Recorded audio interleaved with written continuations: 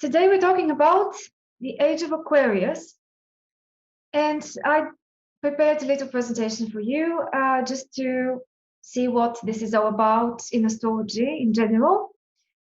I'll try to be quick, but then we can go on. Dwayne has a presentation too. Dwayne, maybe you can go straight after me this time, so we are done with the presentations, and then we can be comfortable talking. Does any one of you have anything else you have prepared for today, which could be around the 20 minutes? It's not just like a short thing. We're not that many people, so we can take it easier today, and we have more time if you wish. All right. So I'm sharing my screen now with you. Let me know if that's all possible to see. Yeah. Okay, just a quick reminder for the new people as well. That's the website where you can find all the previous ones, the sessions of the last maybe, I don't know, 6 months, 7 months, maybe more now. And also to register for future events, keep an eye on what's going on in the group. And yes, make a note if you haven't already.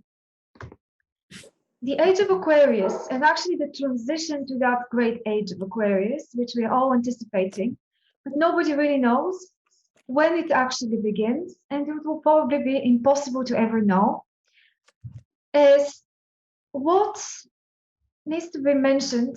This is the technical part that I hope is not going to be totally new for you or scary to look at the way it is here.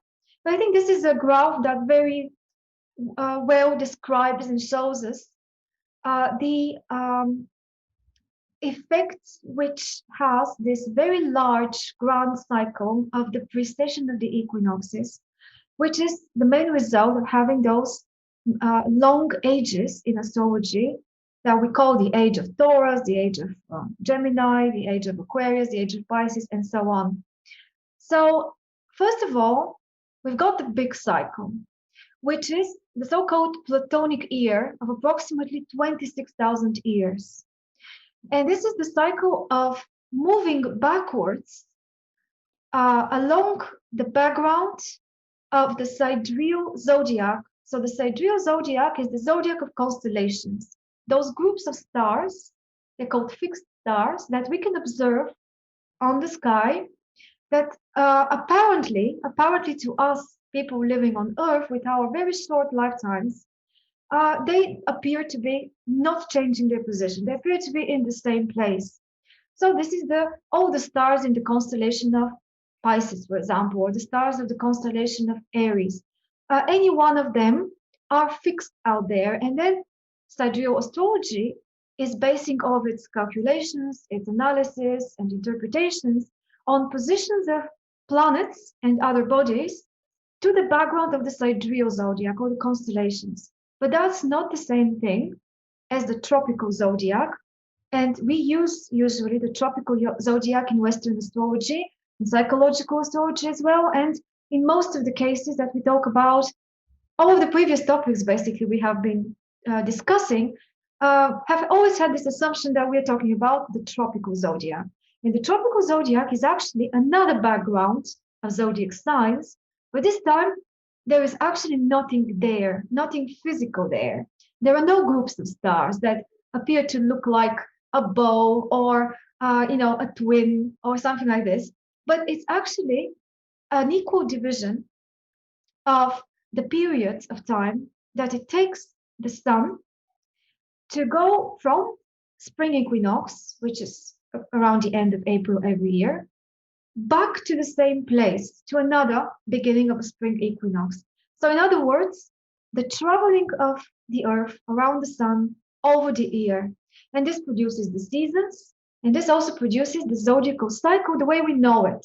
So we basically split into 30-degree equal sections that space that the orbit of the Earth makes, which is called the ecliptic, the orbit of the Earth, makes every year as it travels around the sun. So we have two different zodiacs. And here, our topic about the Age of Aquarius is based on the sidereal zodiac. That's why I had to make that whole comparison quickly for you. As when we say that we're moving from Pisces to Aquarius, in this particular case, we are not really referring to the tropical zodiac. We're referring to those groups of stars. And there's something quite random out there. When you observe the sky, it is totally impossible to be absolutely accurate to determine where Pisces ends and where the next one begins. The next one after Pisces is Aquarius and not Aries because it is a retrograde motion. So the changes that we see, the transition that we see over this very long period of time, 26,000 years, is one whole circle around the sidereal zodiac, all the constellations. So that's how long it takes. It's a very slow motion. I think, if I'm not mistaken, that's the largest cycle studied by astrologers, the longest one. And it obviously then has a lot to do with things related to cultural and historical changes and changes of human consciousness and way of adjustment to life here on Earth and what we are actually dealing with in much longer periods of time, certain trends and themes and so on. And it is not something that we can see changing from one day to the next or from one month to the next, even from one century to the next, because it's just a longer transition. It's about the large scale of things.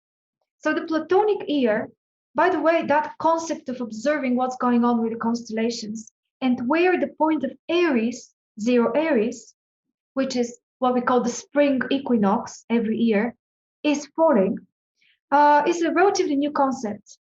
My research showed this week that the precession of the equinoxes, which is this gradual moving backwards from sign to sign of the point of Aries, hadn't been connected to those big trends of humanity until the 18th, 19th century. That's when the earliest sources have been found about it. And earlier mentions are more to do with other astrological events. For example, conjunctions of Jupiter and Saturn, something that's coming very soon on Monday. They were connected to certain, more short-term turnarounds in, say, the government of a country, for example. But the Platonic year is thus a little bit of an awkward term because Platonic time was a long time before this concept actually came along. But this is just the way they have accepted it to be called. So this is the name of the largest cycle. How long does it take to make one full circle? But then we split that into 12 equal periods. There is a question though, do they have to be equal? Because as I mentioned earlier, the constellations don't have clear boundaries between them. Some of them may appear bigger than others if we just observe them, the space they take in the sky, the number of stars that make them. And thus, some people may say certain ages could be longer than others. And what's really tricky in this whole um, discussion about the ages is that it is impossible to determine where this cycle really started, where physically, because we cannot know within the constellation of Aries, if we consider that, for example, we can actually pick up any other constellation. We don't know where it actually begins. And we don't know when the point of the equinox, of the spring equinox, which is the beginning of the natural astrological year, was there in a particular position. So we don't know where to count from. This makes it very tricky to determine what year exactly the age of Pisces, the one that we are presumably still living in, started, and what year the new one of Aquarius will begin. But because this is such a long process, my position has always been when people ask me about this, they always ask, but when is the age of Aquarius actually starting? Which astrologer do you vote with? Who do you think is right and who do you think is wrong? I don't know. And maybe all of them are wrong. Maybe one of them guessed it right. But we'll probably never know this because does it really matter at the end of the day? When we see certain trends of change, as we do now, especially in our lifetimes, it's such an interesting time to be alive, isn't it? And at the same time, they don't begin at a particular moment. They are also a process, especially the very last phase of every Platonic month. So the Platonic month is 1/12 of the big cycle. And if we divide the 26,000 years into 12, we get roughly 2,150, 60 years approximately, if we want to give each constellation an equal share. And this Platonic month is really what the great age is. So the age of Pisces lasts approximately that much, just over 2,000 years. The age of Aquarius is supposed to last approximately the same time. So then we can keep dividing. And if we divide that smaller age into 12 parts, then we would get, this is such an interesting, exciting way to study history and to correspond events in history, trends coming every 200 years with let's say, for example, the sequence of the houses in the birth chart, because we have 12 houses in the birth chart and they all correspond to some sort of type of experience, something that could be observed out there as an event potentially. So later on, I will give you a few examples. Back in the Piscean era, from which we are just supposed to be exiting, how certain periods of 200 years had a lot to do with what was going on in those centuries in human history, especially in Western history. By the way, this whole concept is very Western, even though we can claim that there were many correspondences between what was going on in the world in different cultures, in Asia as well as in Europe and Africa and so on. Still, this is mostly to do with Western history. So if we continue dividing and we then split the age into smaller parts, we are now supposed to be living in the 12th stage, the last stage of the age of Pisces. And this last stage takes at least a couple of centuries, maybe up to 3 centuries, some astrologers say. So having it in such a big period, that means that we cannot be that categorical. And maybe that there is no point arguing about particular dates of beginning, as most sources say that we can see even from the time of the Industrial Revolution and the discovery of Uranus in the 18th century, which is actually one of the harbingers of this new era, as Uranus is the modern ruler of Aquarius. Maybe we can start from there, some people say, or elsewhere, or we can consider the conjunction that's coming up this Monday to be another sign of the approaching change. But we're talking about eras of more than 2,000 years, which means that in the beginning, like when we have a new moon, for example, in the sky every month, or when we are just at the birth of something, that's a process. We really don't know what this is all going to be about. It is just an initial impulse of beginning. So even in our lifetimes, we won't be able to witness the results, the real happenings of the age of Aquarius. We're only going to be hinted that maybe certain seeds are being planted, certain things are being started in our times that later on will have a very great effect. So just to finish off here with this technical part of things, I deliberately wanted to keep the slide longer so you can take a look at it, read it, and so on. But I already said that the constellations are not fixed in terms of where they begin and where they end. And they have no clear boundaries between them. And this movement of the equinox points to the constellations is just an interesting fact. You don't really need to remember that it moves back retrogrades at the rate of about 50 minutes. So that's considering the degrees of the zodiac every uh, every year. So every year we move almost 1 degree backwards, something like that.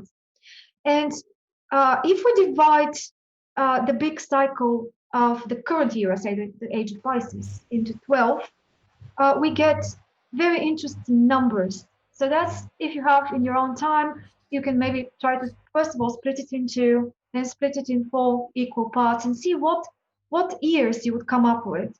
And they were very interesting turning points in history that have been happening in those years. For example, the 5th century after Christ, and then the 16th century. Okay, moving on. Now, I wanted to give you a throwback to some of the previous ages. These are the ages that were known to people. This is like from the time of recorded history. Moving the windows a little bit because I'm not sure if they are preventing you from seeing. Right. Okay, let's look at the age of Leo, for example. That was from 10,000 years, 11,000 years before Christ for about 2,000 years. And looking at the Leo symbolism, we can see that this was a time which was the end of the ice age. So what melts the ice? The sun. And the worship of sun gods was a very important thing during this whole period. Many other things, but we don't have the time to go through extensively. It's just like hints that point to that. The age of Cancer was the one that followed it. Remember, they go backwards. So here we've got the Great Mother is being worshipped here. That's the period of history where matriarchy and the goddess mother was worshipped. And this is also the beginning of agriculture. How fitting for Cancer, isn't it? Then we move on to Gemini, 6,500 to 4,000 approximately. These are, of course, approximate dates. You may find them slightly off from that online. In this period, active trade and commerce began, and the emergence of mythology that very often involved stories of duality, like Adam and Eve story, and many other in ancient mythologies of all sorts of cultures. You can find that idea of contrast between good and bad, light and dark, male and female, all sorts of things like that. So the beginning of some sort of process of reconciliation of opposites there. And very informational, very communicative age. Cultures started mixing up together and trading with one another. Then the age of Taurus, we're moving closer and closer to our times. Between 4000 BC to 2000 BC approximately, a very strong emergence of banking not as modern banking, but exchange. The concept of money was born in that period. And also, various tribes began looking for ways to settle more constantly in particular territories so that they can lead a more, say, safe and continuous life without traveling all the time and being able to kind of build structures, society structures, material structures, and so on. And this is quite well known that this was a time of active worship of bows. The bow was the sacred animal in most major cults. Then the age of Aries, the one before ours. So this is the period before Christ. That was the Iron Age. Iron, ruled by Mars, connected to Mars. I don't know if we can say ruled, but very direct symbology here. Lots of hero myths.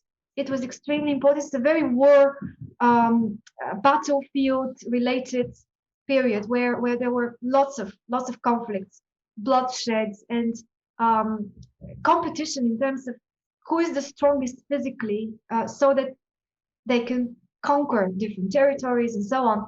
And also the idea of courage, and that's why maybe we had so many hero myths in this, including Odysseus and all those sorts of things that you can research in your own time. And also, interestingly, this very individualistic, single-minded energy of Aries was also the time when monotheistic religions, concentrating on just one deity, were born and were spreading. And now I'm moving on to the current age of Pisces. Playing around with the windows because this is bothering me a little bit. I'm not sure what you see from your side, but I can see it big and clear. Yeah, you see all the information on the slides. Okay. Let me just adjust a little bit more. Okay, perfect. Here we are. All right, so this comes from a very interesting book I would like to recommend to you. Maybe you know it. It's called Jung and Astrology, and that's by Maggie Hyde. And the majority of that book is about Jung's involvement in astrology, but the very first chapter is dedicated to his study of the Piscean age. And probably the greatest contribution and the most information we have about the subdivisions of that age, the connection with certain things in history that I'll mention after, uh, are described there. And this work was a point of research for Jung for many years. He wrote his book Eon, that's describing that in more detail. So I really recommend that book. That book is extremely interesting. And yeah, if you wish to research it. Now, the age of Pisces, approximately between 60 years before Christ until today, or a couple of centuries after today. I'm using the dates proposed by Dane Rudier here in my slide. There are others. But the most direct connection we can make is with Christianity, obviously. And this is something that Jung has talked about most extensively. The symbology of Jesus and Satan, so good and evil, light and dark, is symbolized by the two fish swimming in opposite direction, for example. That's one of the things about it. But in general, the whole concept of the age, even though there is no direct proof that people in the past were able to connect the precession of the equinoxes and this particular constellation of Pisces with Christianity, maybe in terms of synchronicity, it is quite obvious to us nowadays that there are many, many connections. So the main idea of this whole period of 2000 years was this reconciliation of opposites. It was always about contrasting of good and evil, right and wrong, and so on. So you would see, I hope, how much this differs from the main theme of the upcoming age of Aquarius, that is somehow we'll be trying to maybe step away from that sort of contrast and duality feeling and thinking, and we'll be looking for ways to integrate those two things. Now, the whole age describes the gradual development of the religion of Christianity and its main themes: sacrifice, renunciation, redemption, and so on. And here it is important maybe to mention it now, even though I have it at the end, that it's not just about Pisces, it's also about the opposite sign, Virgo. So when we consider each one of the ages, it's not only one sign, even though we're so concentrating on the sign through which the vernal equinox travels, but this sign always has an opposite sign. And later I will show you why this is important. Here is a quote from that book of Maggie Hyde. Traditional cosmology and astrology constructed various models for great ages, but all the evidence points to the symbolism of the precession cycle as the creation of 19th century astrology. So that's what I mentioned earlier, that before the 19th century, they weren't really watching that really closely. And if you wish to go further into that topic, Madame Blavatsky, the Theosophical Society, you can look for that. Esoteric astrology in general has a slightly different point of view about this, but in general terms, it is pretty much the same idea. Okay, enough of introduction. You can see here Question? this. Yes, Dwayne? The term processional is used as opposed to precessional. I'm wondering if that was conscious. Is there a distinction? Word is actually, maybe it's a mistake, because that's literally copied from the book, that quote. Right. While the actual word is supposed to be precessional. You're very right, because precession means moving backwards, while procession will be moving forwards. And because they move backwards along the signs, it's supposed to be precession. But I don't know. Maybe that was a deliberate words or misunderstanding by her. Who knows? But that's a good point. Yeah, just wondering. Thank you. Yes. I don't know. Maybe some people consider in the same logic that we see the way the nodes in the chart move, the south node and the north node. Maybe some of them consider every movement as a movement in the right direction, let's say. So there is no wrong direction or right direction, but it's always moving consecutively, like the way it's meant to be. And I will skip here to the end of this presentation quickly. It's not too long anyway, to show you something. So here, in my very last slides, which we'll touch on again, I say it's not just about Aquarius, it's also about Leo. And here is a quote from Dane Rudier this time, and another book I want to recommend. And I think this one is even more crucial.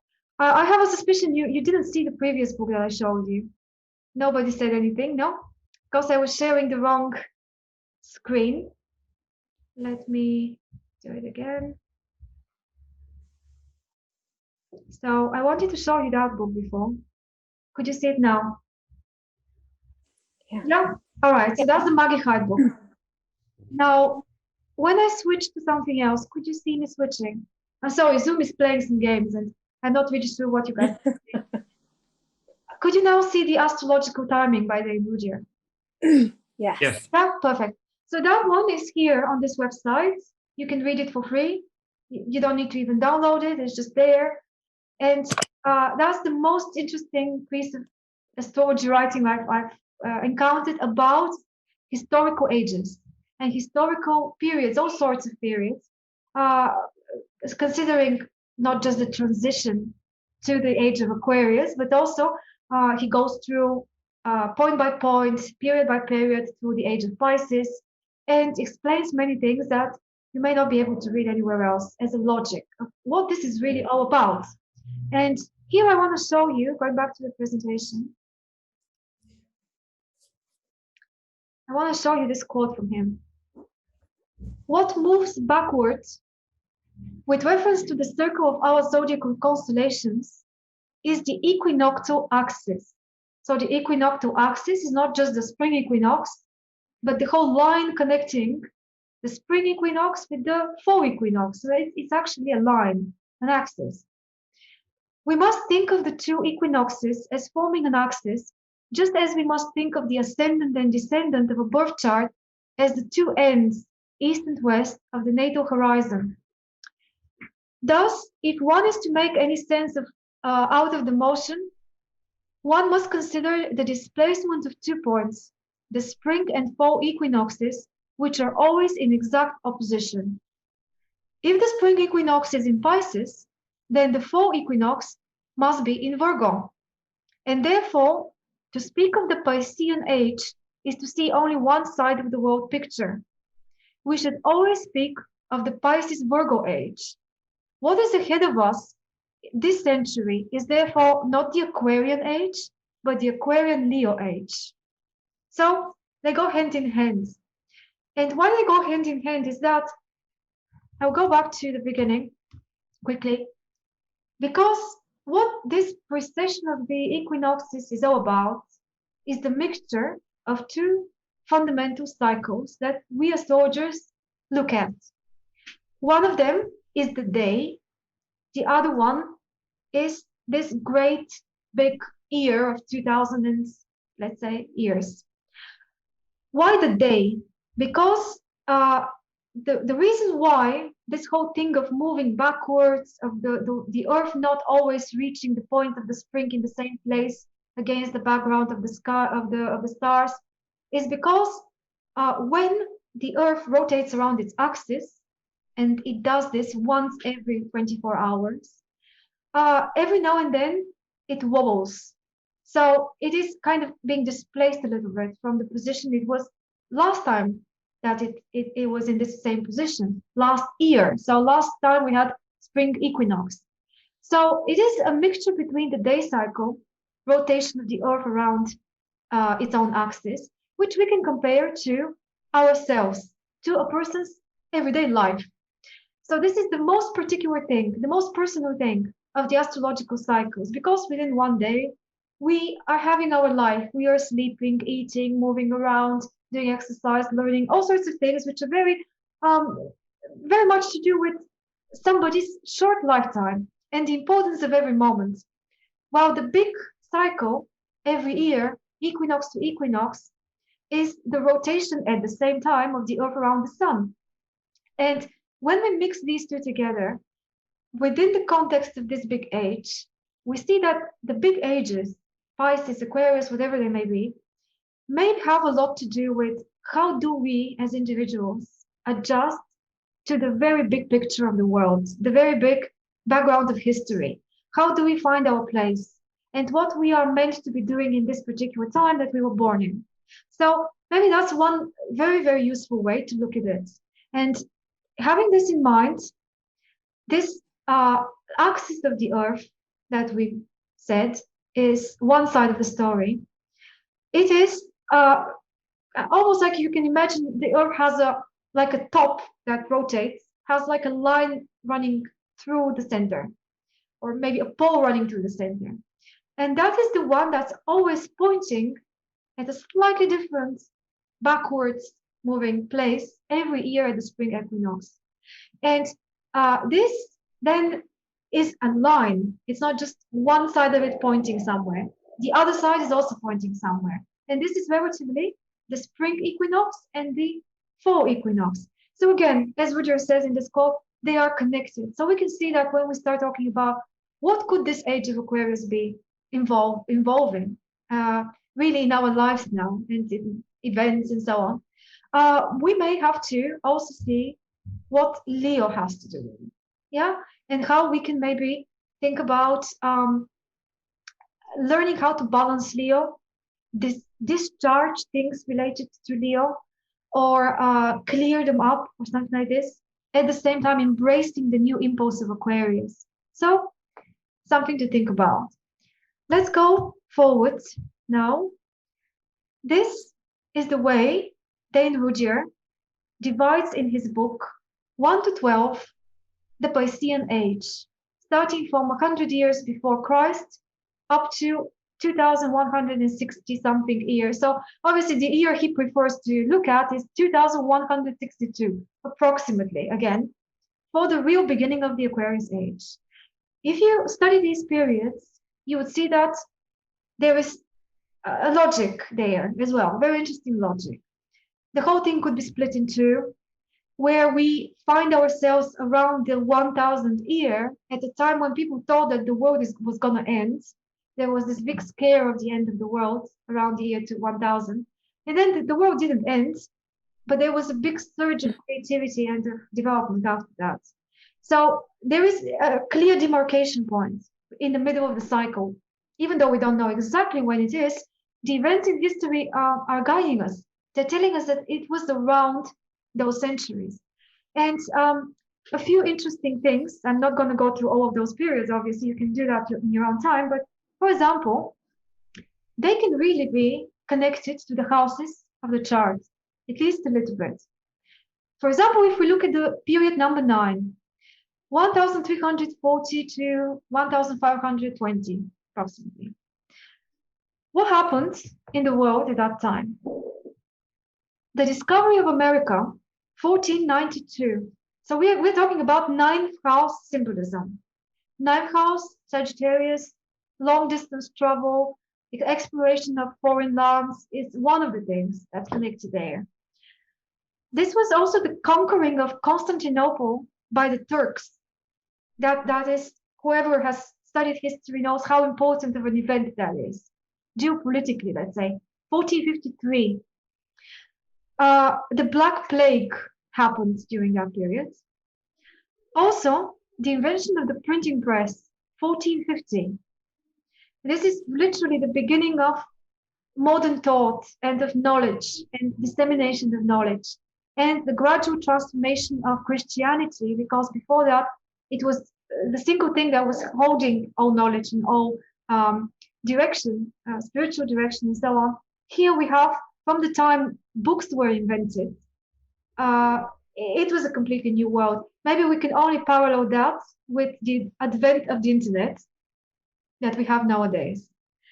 And another thing, the Inquisition, a very Sagittarius kind of thing in its nature, was at its peak, the Spanish Inquisition, and we're talking about Middle Ages here. And it was the age when there were all those martyrs in the hands of the Inquisition as well. The eighth period, the Scorpionic period, let's say, was the Gothic period in architecture, in culture, and so on. And another thing is, for example, a throwback a little earlier, the year 1096, which is the seventh period, the seventh house symbolism, is the time of the Crusades. So I leave it to you to just see how relevant that is to the step-by-step unfolding of that whole cycle. Okay, so the quote from Rudyard here from this book, Astrological Timing. If the Piscean age ends around 2062, how close we are now to this? This transition period began in or around 1846. So the transition period he's talking about is the final step number 12. We could make it start in 1844, the time of the beginning of what is now known as the Baha'i faith, the first world religion actually to promote in a most definite and concrete manner a world order, embracing the whole of humanity without any distinction of color, class, caste, religion, culture, or even sex. But we should not forget that the Communist Manifesto appeared in 1848 at the time of a revolutionary upsurge in Europe, and I shall tentatively show how it is possible to consider the Baha'i world order, the world communism, as the twofold polarization, spiritual and materialistic, of the inevitable planet-wide trend toward a global society. The first polarity being founded on universal love, all-inclusive harmony and revealed truth, the second on violence and the use of deceit and hatred as instruments of policy. Thus, the year 1846, midway between 1844 and 1848, could be very significant. Okay. Now, Carl Jung is, I'm not sure if the first one, but he definitely made that connection that just before the beginning of the Piscean age, or around the beginning of the Piscean age, in the year 7 before Christ, there was a Jupiter-Saturn conjunction in the 17th degree of Pisces. So that was on the 3rd of December at that time, 7th year before Christ. And this is somehow mirroring what we're expecting on Monday. And it's so interesting, isn't it? So just before the age of Pisces, and this is what is considered to be the star of, how is this pronounced? Bethlehem? I'm not sure. I'm sure you know what this is, but I was meant to check the pronunciation and I totally forgot. Help me. How do you say it? The star? Bethlehem. What is it? Bethlehem. Bethlehem. Yes, exactly. Bethlehem. Yes. So they must have seen the conjunction of Jupiter and Saturn and named that as this star. Yeah, the one that's such a big part of Christian symbology. And now Jung, this is another quote from the woman, Maggie Hyde, the book about Jung. So Jung picks up on the Jupiter-Saturn conjunction in the sign of Pisces, the fishes, which occurred in 7 BC. This was an unusual configuration as it not only demarcated the 800-year cycle, you know, the conjunctions of Jupiter and Saturn also have a cycle of development. The big cycle of them is 800 years, where when they conjunct, they cover all the elements in astrology, air, water, fire, and earth, consecutively 200 years each. So this moment, 7 BC, was another moment similar to the current 2020 conjunction, because it was also turning of the bigger cycle, and not only of a 200-year next step as it is now, but the bigger one, the 800-year step. But also it was a triple conjunction in that year. So they conjuncted 3 times in the same degree. I'm not sure what it is now. Maybe just once in the 0 degree of Aquarius, or would they? I believe it's just once, because the previous conjunctions happened during 2020 in Capricorn. So as far as Aquarius is concerned, I think it was just once. Will be just once. Okay, so yes, I just thought that would be an interesting fact to know. Jupiter and Saturn, the chronocrats, the makers of time, and they are this duality as well between spirit and matter. Spirit, Jupiter; matter, Saturn; space, Jupiter against time, Saturn, and all sorts of things like that that we can observe as a more short-term step in history and politics and things like that. And these conjunctions, as you probably already know very well, are marking religious and political changes every time they happen.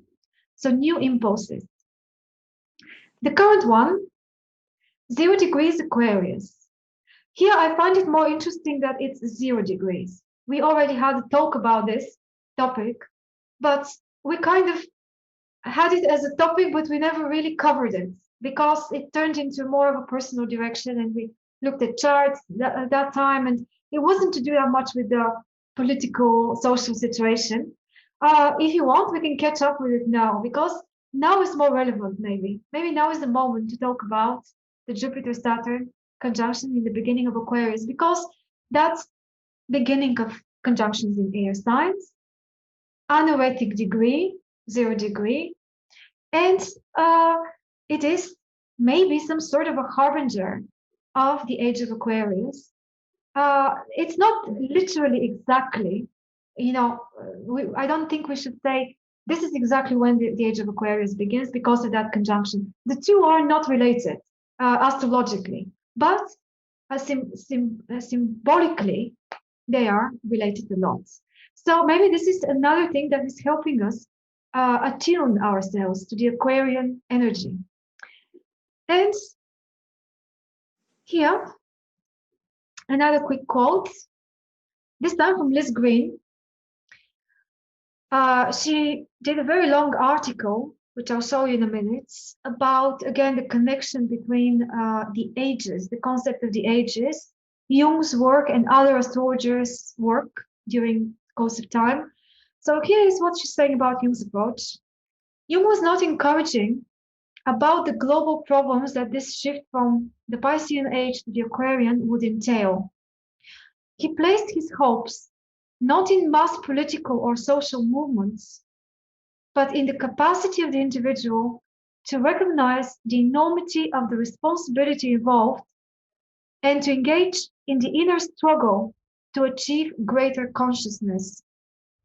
As he wrote, if things go wrong in the world, this is because something is wrong with the individual, because something is wrong with me. So this is my understanding as well of what the age of Aquarius is really about. That there will be one big difference between it and the previous ages. That before it was always about yet another trend coming along, which is an alternative to the previous one.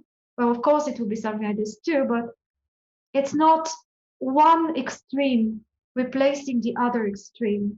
But here we are probably entering into an age when we have to try to reconcile the opposites and to not be expecting that the changes will be caused by, as she says here, big movements or political upsprings or things like that, but rather from inside out. So from each one person working on themselves, on knowing ourselves and studying not just psychology, but also the workings of our own shadow, let's say, for use Jungian terms, and finding a way to be self-sufficient in an Aquarius style, but also cooperating with others on an equal basis.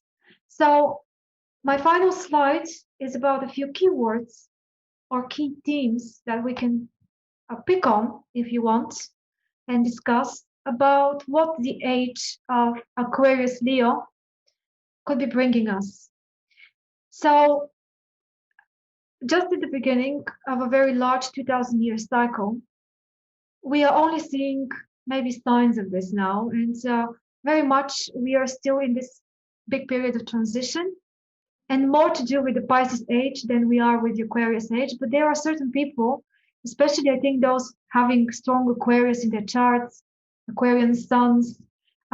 This is not a rule because the sun could be in Aquarius, but the person themselves could not be very Aquarian. Strong Uranus position somehow. The whole chart needs to be seen to come to that conclusion, but if you have it, you may be able to attune to the future. This is such a future-oriented energy. So here, I already read you the quote by Roger. We won't go back to this, but I thought I'll just, from the back of my mind, these keywords: personal responsibility, thinking, concentrating more on our own lives, our own work, how we can, what Jung says, individuate, which is a process, or at least try to some extent, work with our energies, and astrology could be extremely helpful as a tool for that.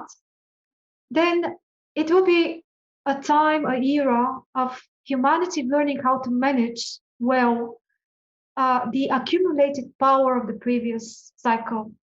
And one of these things that we see as powers, for example, the ruling over nature, the advances in technology, all those instruments that we now have, powerhouse instruments, that we don't always very responsibly use.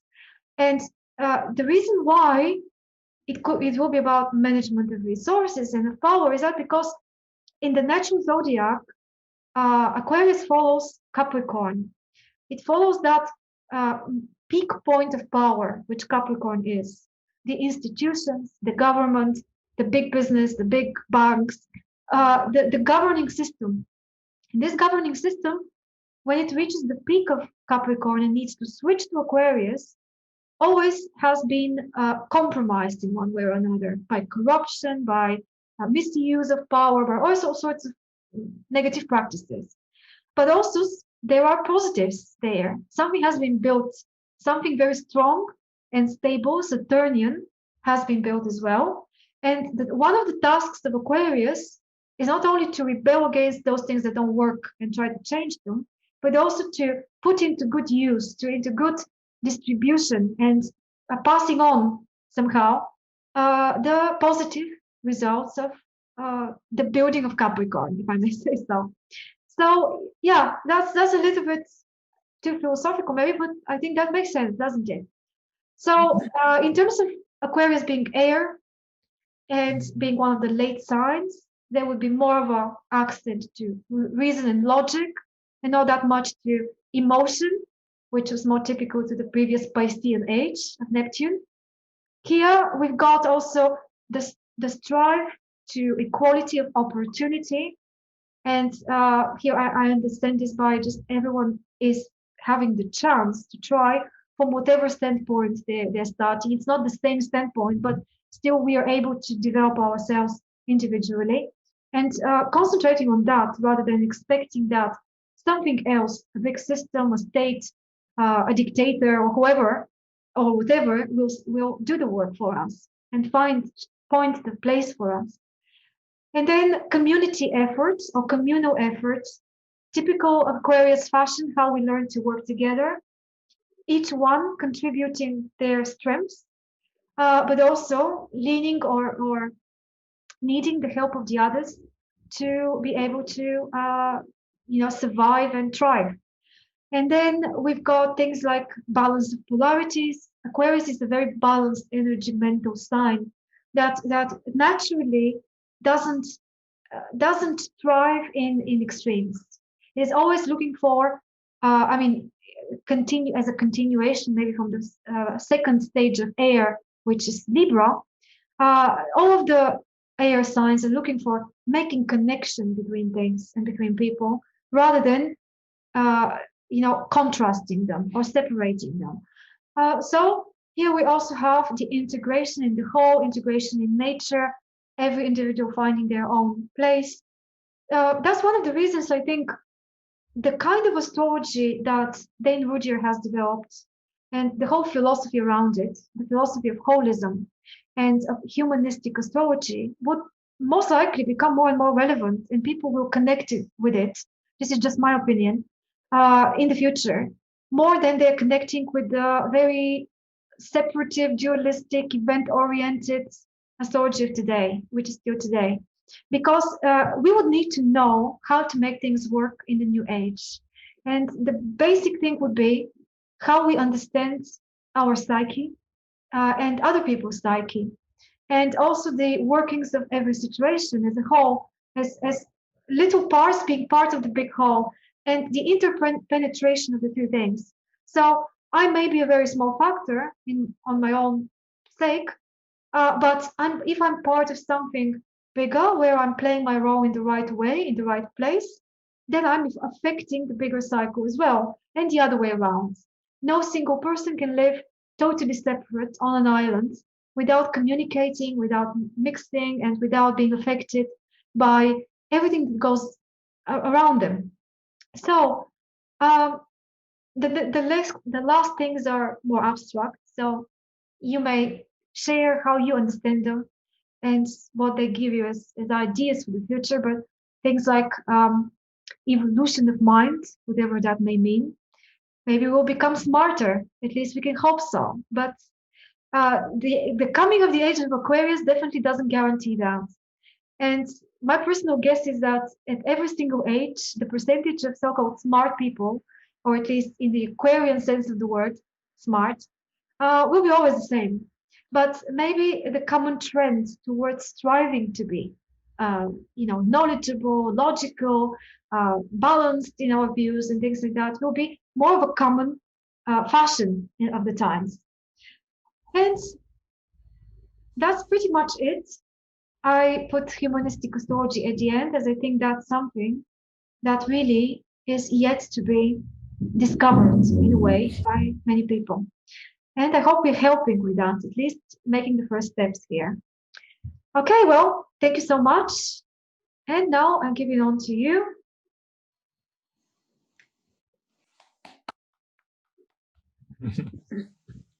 What do you think? It was great. Thank you, Dwayne.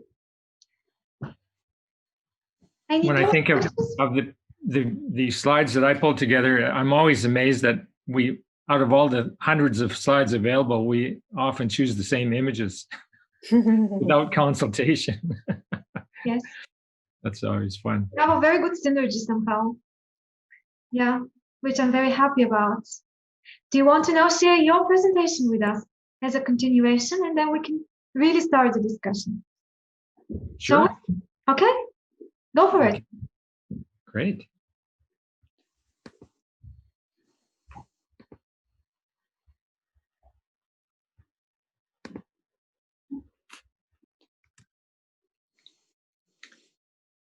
So for those who, beyond our little group here, there's other people that watch these because we're posting them individually. So I wanted to include the context of my presentation, and that brings us back to last week's assignment, I'll call it, research assignment coming out of our session together. And Redlina creates these absolutely stunning graphics each week, and they're very inspiring just in the presentation itself. And I wanted to include that image along with how she described this week's encounter. A lot of people interested in astrology are fascinated by the topic of the upcoming Age of Aquarius. But do we really understand what it means and the transformations, the transition between two major astrological ages is already bringing to the world? Well, that, of course, causes us to recollect, or it certainly does for me, just to ponder my own life in relation to this astrological archetype. I'm born with the Sun, Mercury, and Mars in Aquarius. And when I was about 18, I had a job as a grocery bagger at the Canada Safeway store. And there were these little 49-cent astrology books. They were like little wee miniature books, and they had all the dates for the changing planets and so on. And that was my introduction to astrology. And it was really quite wonderful. And that was in 1970, I believe it was. And at that time, the whole notion of the Age of Aquarius was becoming a mainstream kind of thing. We had, okay, I'll just go into this first. My own contextualization of the world ages. Far vaster an astrological frame of reference than the yearly orbit of the Earth around the Sun is what is known as the precession of the equinoxes, a 25,920-year cycle tracking the movement of the Earth's axis in relation to the backdrop of fixed stars. It is this cycle which gives rise in Western astrology to the notion of successive world ages of approximately 2,160 years in duration and known as the ages of Aries, Taurus, Gemini, etc. And Redlina explained all of this very clearly. The precessional cycle is tracked according to the vernal equinox point, which appears to move backward through the fixed zodiac at the rate of 1 degree every 72 years. Currently, the equinox point aligns with the transition zone between Pisces and Aquarius, thus signaling the dawn of the age of Aquarius. Well, I'm going to maintain that we are in the dawn of the age of Aquarius. And there's a very gradual manifestation of the qualities of the Aquarian archetype. And they all depend on how individuals are responding to that potential.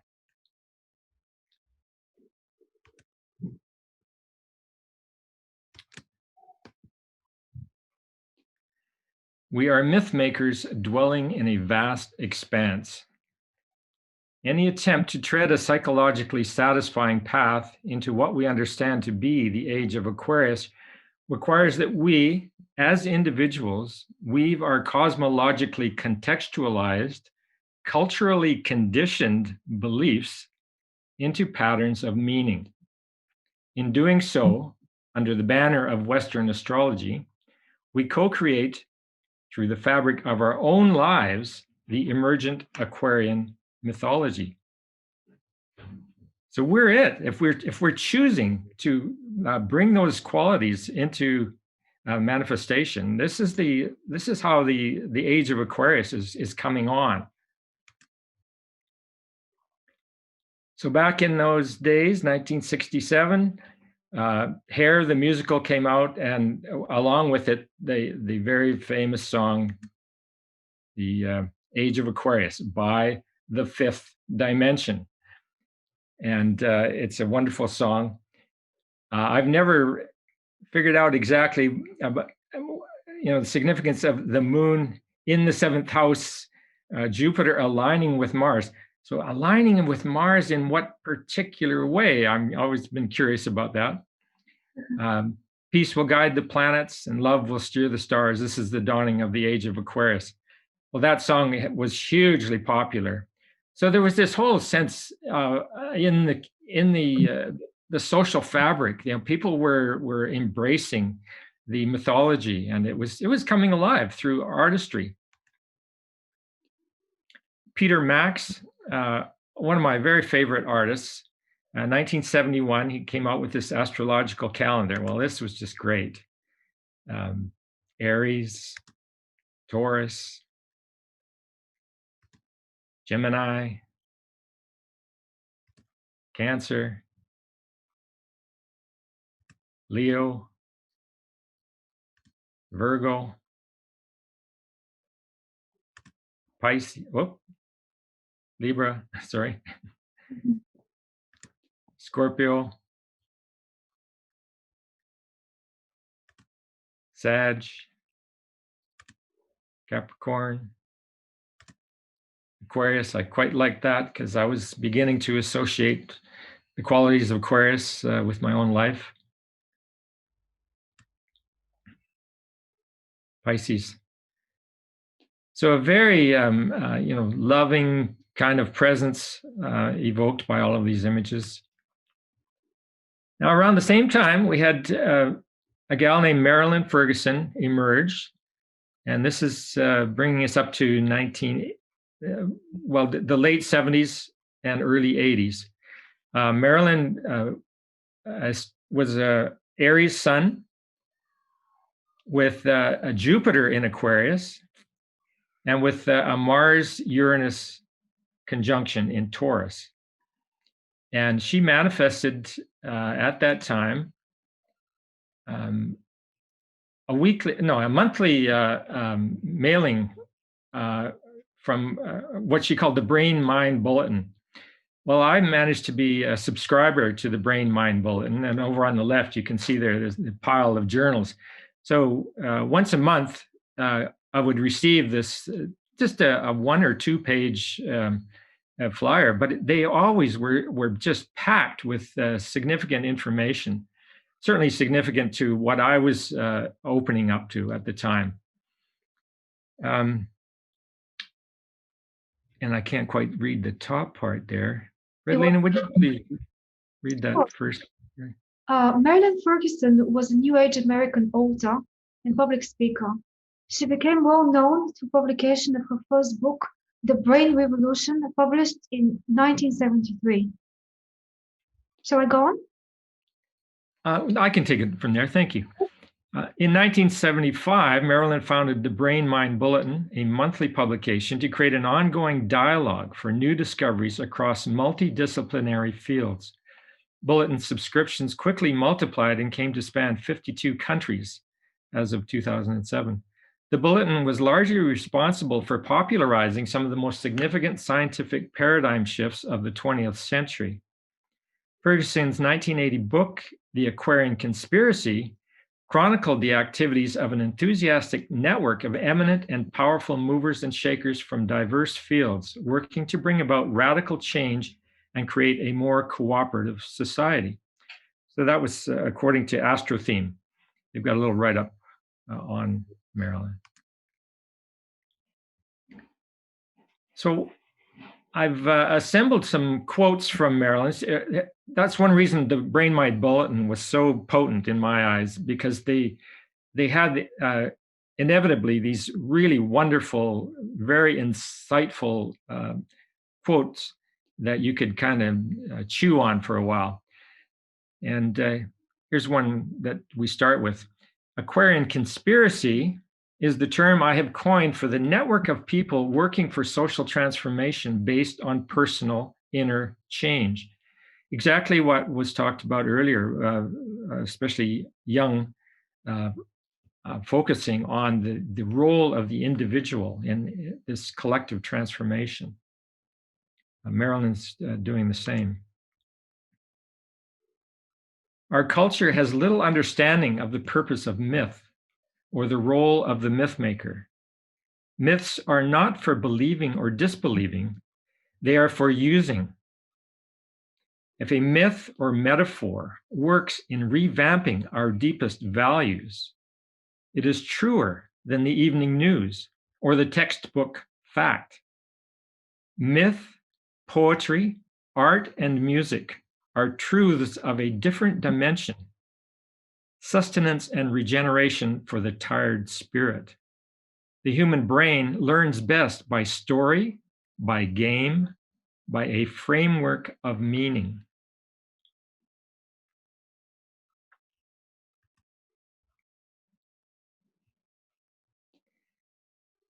If anyone wants to jump in at any time here with comments, just please do. The paradigm of the Aquarian conspiracy sees humankind embedded in nature. It promotes the autonomous individual in a decentralized society. The new perspective respects the ecology of everything: birth, death, learning, health, family, work, science, spirituality, the arts, the community, relationships, politics.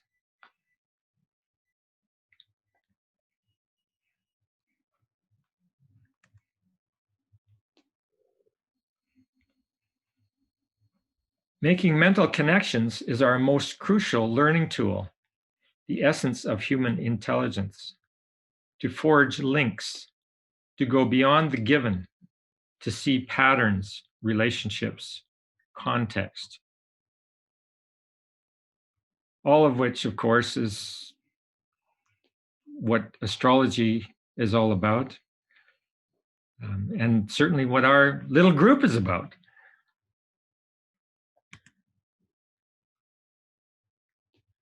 Achievers have an enabling attitude, realism, and a conviction that they themselves were the laboratory of innovation. Their ability to change themselves is central to their success. They have learned to conserve their energy by minimizing the time spent in regret or complaint. Every event is a lesson to them, every person a teacher. And I think we'll find that certainly with Rudyard's approach to astrology is very aligned with this notion of taking every event as really as a gift, an opportunity to grow, as painful as that may be.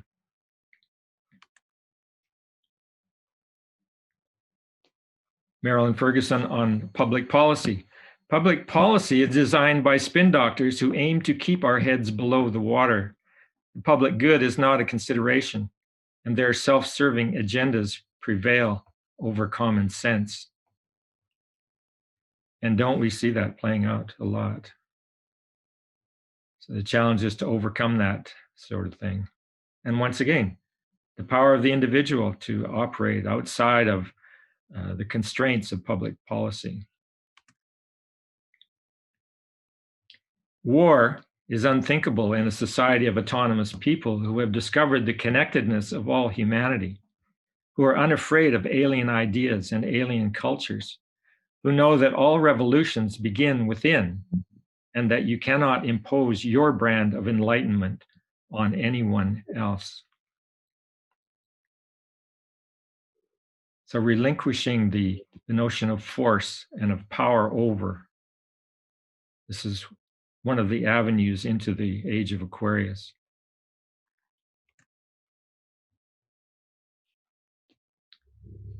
Victory doesn't lie in taming our nature, but in progressively discovering and revealing more of it.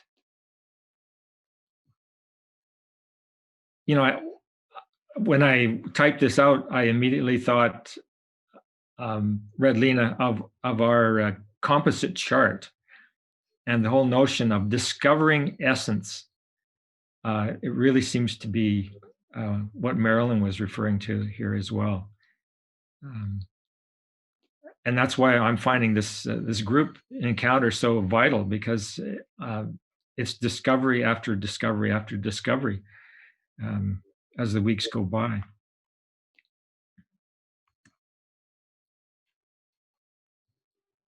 And just a final note, I know I've had the experience of proselytizing my enthusiasm for some particular project or idea. And for example, Bitcoin, and wanting to turn my whole family onto Bitcoin, and them looking at me like I'm crazy. And me coming up once again to this whole notion of, no one can persuade another to change. Each of us guards a gate of change that can only be opened from the inside. We cannot open the gate of another, either by agreement or by emotional appeal. And I think Marilyn really sums it up right there. And final word, Transformation is a journey without a final destination. So Uranus, the archetype of constant change. And here she says it, a journey without a final destination.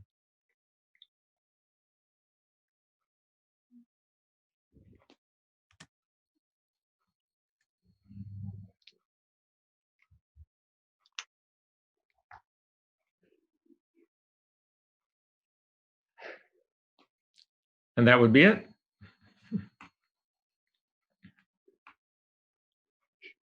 Dwayne, thank you so much. I'm really impressed by this lady, Marilyn Ferguson. You have to, if you wish, you can write to us the name of the book or the source where it was probably mentioned, sorry if I missed it, but I loved every single quote that you have selected from her, and so relevant to, actually, I thought a lot relevant to the contrast between Aquarius and Leo, if you think about it. Can you say more on that? I'm sorry? Say more on that. Say more on that. Well, yeah.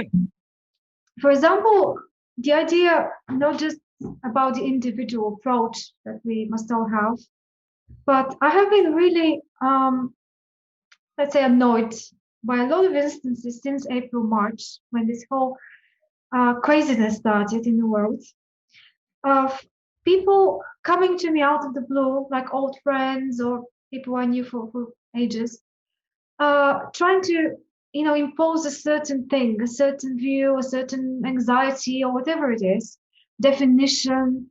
Not only this is very quickly done before we all know what this is all about, but everyone is like voting with one extreme, with whatever extreme they're more inclined to vote with. And I found myself also, unconsciously running in that direction for a short while. And then I realized this is a big mistake. That's my personal view, that there needs to be a search for balance here. There needs to be a search for, rather look for yourself, where you are not doing your job properly. Is your house sorted out?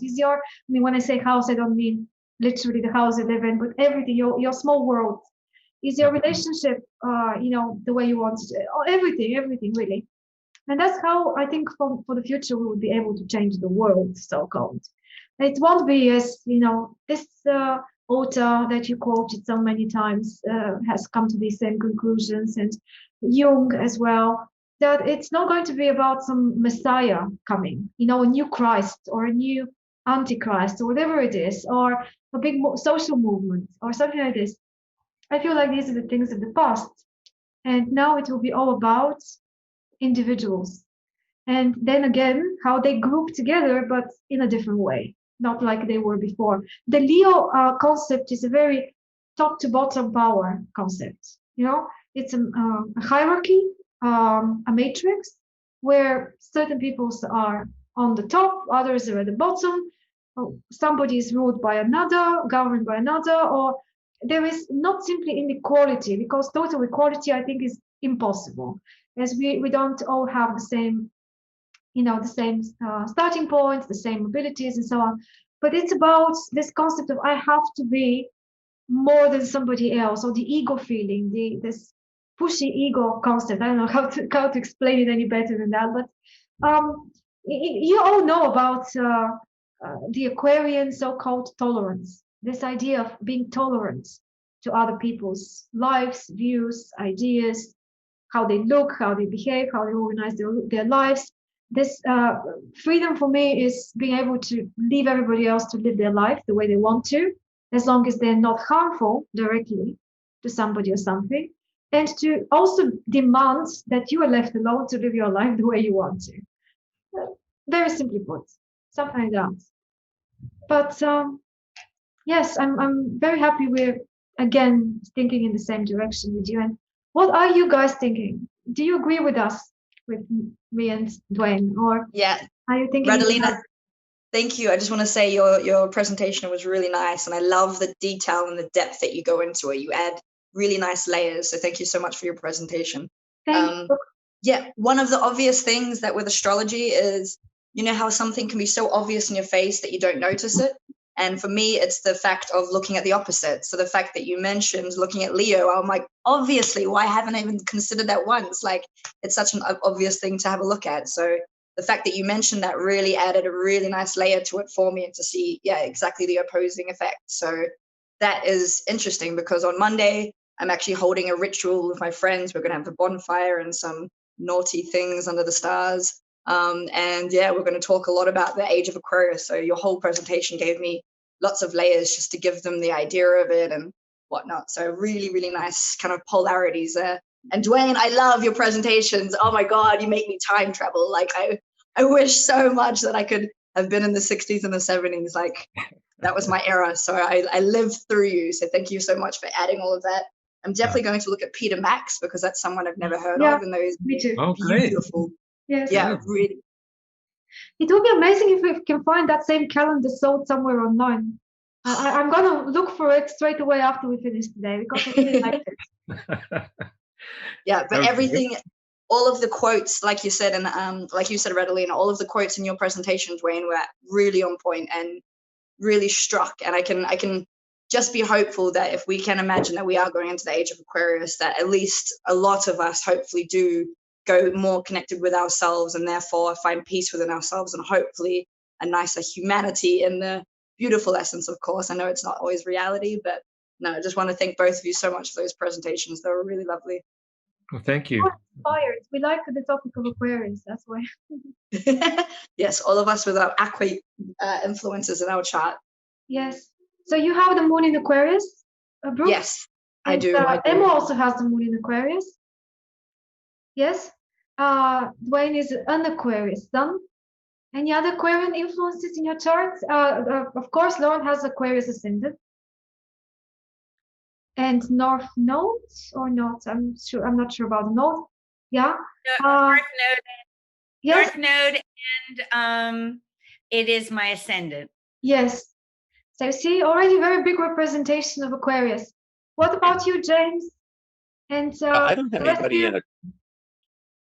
I have Pluto and Saturn in Leo, which is as close as I get to Aquarius. Mhm. Bottom half of my chart is empty, which is basically Capricorn through Taurus. There are no, yeah, your chart was all like in No one planets side in of- Aquarius. I could find a point if I start looking at Hmm.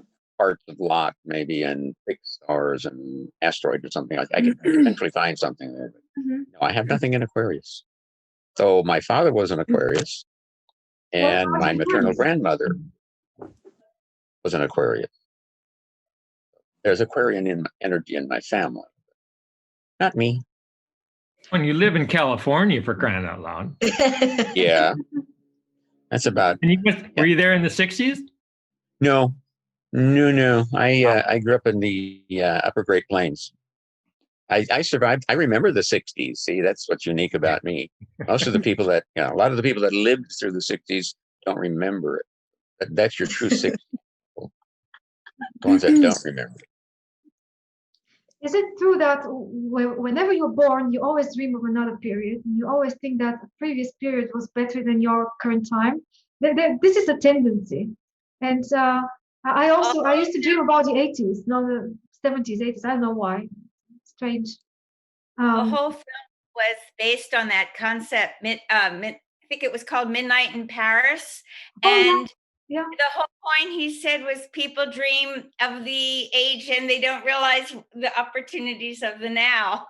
Yes, exactly. Like that kind of thing. It was a beautiful film. Yeah, that was the film where the writer wanted to go back and mix with Fitzgerald, with with, and when he actually did, he realized that that's not really his thing. We need to be people of our own times, and maybe the Age of Aquarius is even wanting from us to be people of the future a little bit more than people of the past. I don't know. But strong Aquarius could be a strong Uranus, strong position of Uranus. I would think a strong position to Uranus is more Aquarian than a planet in Aquarius, or Aquarius being on one of the angles. So I don't know, James. Maybe I don't remember where your Uranus is. But I'm Aquarius. you're in Aquarius, Sarah. So you're in the right place. Definitely. And Jupiter in Aquarius as well. Good. Nice. Interesting. I realized that this week when we had the eclipse, there was 24th degree of Sagittarius, the eclipse. This is my Uranus, 24th degree of, so it was basically conjuncting my Uranus. So I'm still figuring out how that's affected the Uranus or the other way around, but yes, it's one of the, it's not always very obvious. Like when I started studying my chart in the beginning, I never thought that Uranus was such a big factor. Later on, when I got deeper into the chart, I realized it is actually quite important. But yeah, it's all different with everyone. I've got Saturn conjunct Uranus, which is something that they say happens for just a couple of years, 3 times a century. So presumably during 1 century, there is only small groups of people every 30 years that have it, something like that. Anyway. I wanted to just, I don't have a presentation, but what I want to just say is something about what it has felt like in the Dane Ridger symbol for my prominent Aquarian ascendant is a man overcomes his passions and teaches deep wisdom from his experience. And I think about how that as you move towards Aquarius, you are having more deep wisdom towards the various passionate Leo experiences you've had. Especially I have that Pluto in Leo, as does my generation, and it opposes my ascendant. And so another thing I thought about from Dwayne's presentation and in general, I've been thinking about how we are becoming now we are seeds. And then that seed is allowed to individualize and actually have permission to become who it really is. And then if you really go deep and become who you really are, there's an opening towards Aquarius where you're one with everything. Nature, you see that your individualized self has come back to the whole. And I agreed with the idea of looking for the future, but still being aware and learning from the past. So those were my ideas about Aquarian, and I have the North Node in Aquarius, which makes me feel this is a life where I go towards more the meditative, contemplative, and that 12th house gives that bridge between the Pisces. I also think, like you do, many people have wanted or say something about it, but part of me feels like it is not yet completely upon us what's happening, and and so anyway, those are the ideas I have, is that it is more like a period of time in which this is happening. Yes, we have this statement symbol in common. I'm loving it because I have it, this Aquarius 24 is the Juno asteroid in the 10th house, which makes exact aspects with my Uranus and Jupiter on the two sides. So it's like a triangle in the 23rd degree. And it's such an interesting symbol, a bridge symbol, I call it, between the past and the future. One of the things I was thinking a lot about, not just in terms of the age of Aquarius, but like the time that we live in and what we should do in order to be on the right track, let's say, is maybe to, there obviously will be no real results from the age of Aquarius during our lifetime. We would not really be living to the, how can I say, within the peak of it or something like this. At the same time, we can't live in the age of Pisces anymore the way people did in the past. That's already over. So it's like this transitional period that you cannot belong to the past, like to the past generations, you want to say that, but it's also very difficult to belong to the future because that's very far away as a trend as well. So I thought, what should we do then in this period? Like a general meaning. And I thought maybe it's better to synthesize, and this is something actually Rudyard advises on many times in his writings. At least that's how I understood it. To try to understand which things from the past are valuable and are worth keeping and worth preserving and passing on to the next, say, generations, and try to somehow do a little contribution in that way.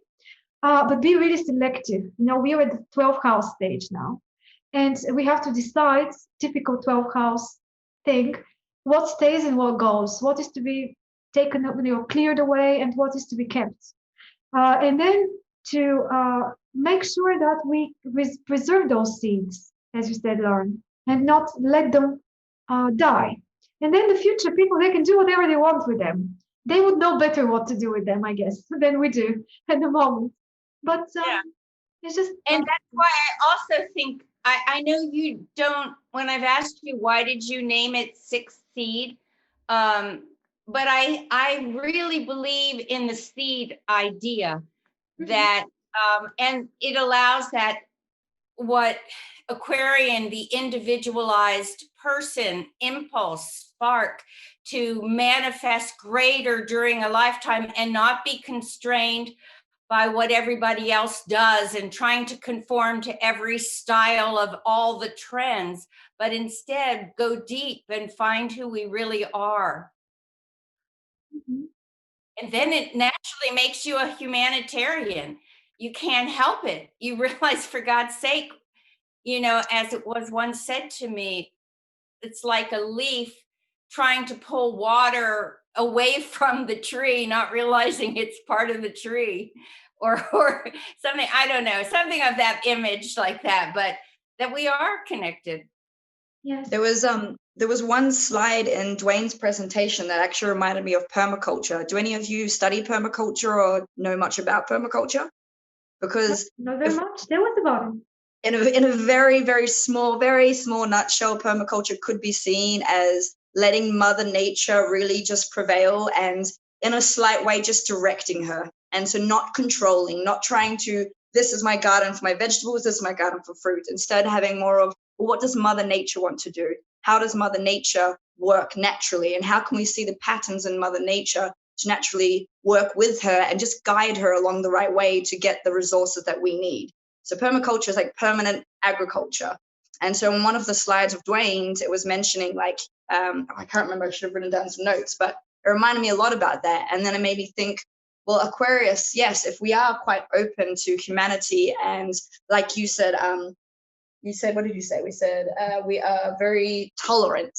If we could be tolerant of humanity and people, and kind of, rather than trying to control, rather than trying to control and be negative and have things our way, if we kind of just swam through humanity and just tried to direct it in a natural kind of way, then we could actually have a really nice conscious group that work together with the energies we're feeling from the universe, with Mother Nature, with each other.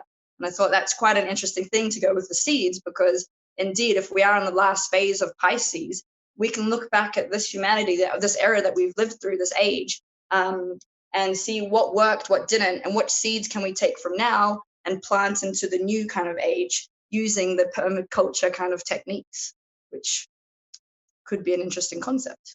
So maybe what you're saying has to do with not just leaving the right seeds behind, but making sure we think about where to lead them, to Exactly. who say what, which person or which situation needs something that we can contribute, and not just spat it out.